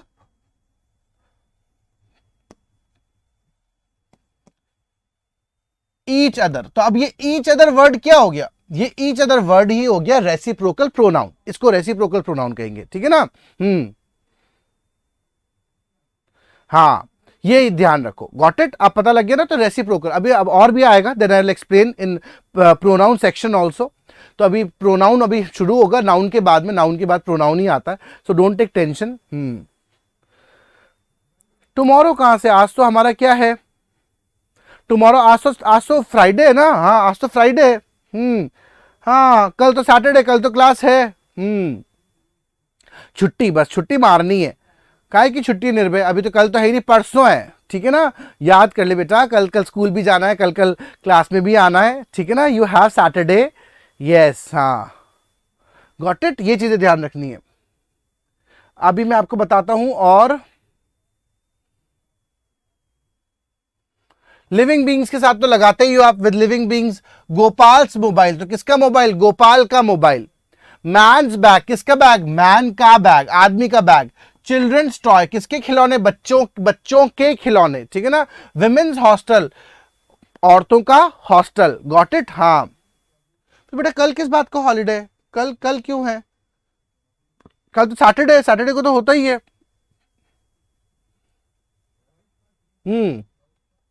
और कब लगाते हैं हम इसको? नॉन लिविंग थिंग्स के साथ में कैसे लगाएंगे? सन्स फ्यूरी, यानी कि सूरज का प्रताप, इसके साथ में लगाएंगे, ठीक है ना। नेचर्स लॉ, प्रकृति के नियम, हमने अपोस्ट्रोफे लगाया। फॉर्च्यून्स फेवर, किस्मत। Got it? सॉरोस टीयर, दुख के आंसू। कारगिल्स हीरो, कारगिल के हीरो। ऑटम्स रिटर्न, ऑटम का वापस आना, पतझड़ का वापस आना, इसके लिए हमने यूज करा, ठीक है ना। और वर्ड्स क्या होते हैं? With the nouns denoting time, weight, space, value और डिस्टेंस। उन नाउन्स के साथ में जो हमें क्या बता रहे हैं? समय बता रहे हैं, वजन बता रहे हैं, जगह बता रहे हैं, है ना, वैल्यू बता रहे हैं, डिस्टेंस बता रहे हैं उनके साथ में। हाँ, वेट, अभी जाएंगे, 5-10 मिनट रुको, बस भागने में लगे हुए हैं। Got it? रुक जाओ। अ डेज जर्नी, एक दिन की जर्नी। मंथ्स वैकेशन, एक महीने की छुट्टियां। अ ईयर्स एब्सेंस, पूरे साल भर गायब रहना, ठीक है ना। अ बोट्स लेंथ, एक बोट जितनी दूरी पर, ठीक है ना। तो ये यूज कर रहे हैं हम लोग। In animate nouns are glorified, in animate nouns यानी कि जो क्या होते हैं? नॉन लिविंग्स होते हैं, उनके लिए। अ कोर्ट्स डिक्री, कोर्ट का न्याय, ठीक है ना। सन्स रे, सूरज की किरणें। नेचर्स लॉ अभी बताया आपको, नेचर का लॉ, द अर्थ क्रीचर, किसका क्रीचर, धरती के क्रीचर्स, तो ये होता है, गॉट इट। हाँ, तो थोड़ा सा टेक्निकल लगेगा आपको, जितना जाना तो उतना मैंने बता दिया, जो आपके लिए इंपॉर्टेंट है, ठीक है ना। आपके लिए इंपॉर्टेंट क्या है, अपॉस्ट्रोफी का यूसेज कैसे करना है, सिंगुलर के साथ, प्लूरल के साथ, कुछ वर्ड्स बताया आपको, समवन, एनीबडी, एल्स और ईच अदर के साथ में, ये आपके लिए जरूरी है जानना, आप इनका यूसेज करो। और कोई दिक्कत हो तो आप इसके बारे में क्या बोल सकते हो, आराम से पूछ सकते हो, इट्स योर क्लास, आपकी क्लास है।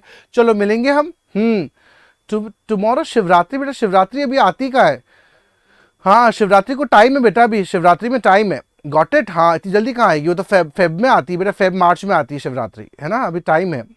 आई सीक, आपके स्कूल में छुट्टी होगी बेटा, यहाँ पे छुट्टी नहीं, यहाँ पे आना है, गॉट इट। हाँ ध्यान रखो,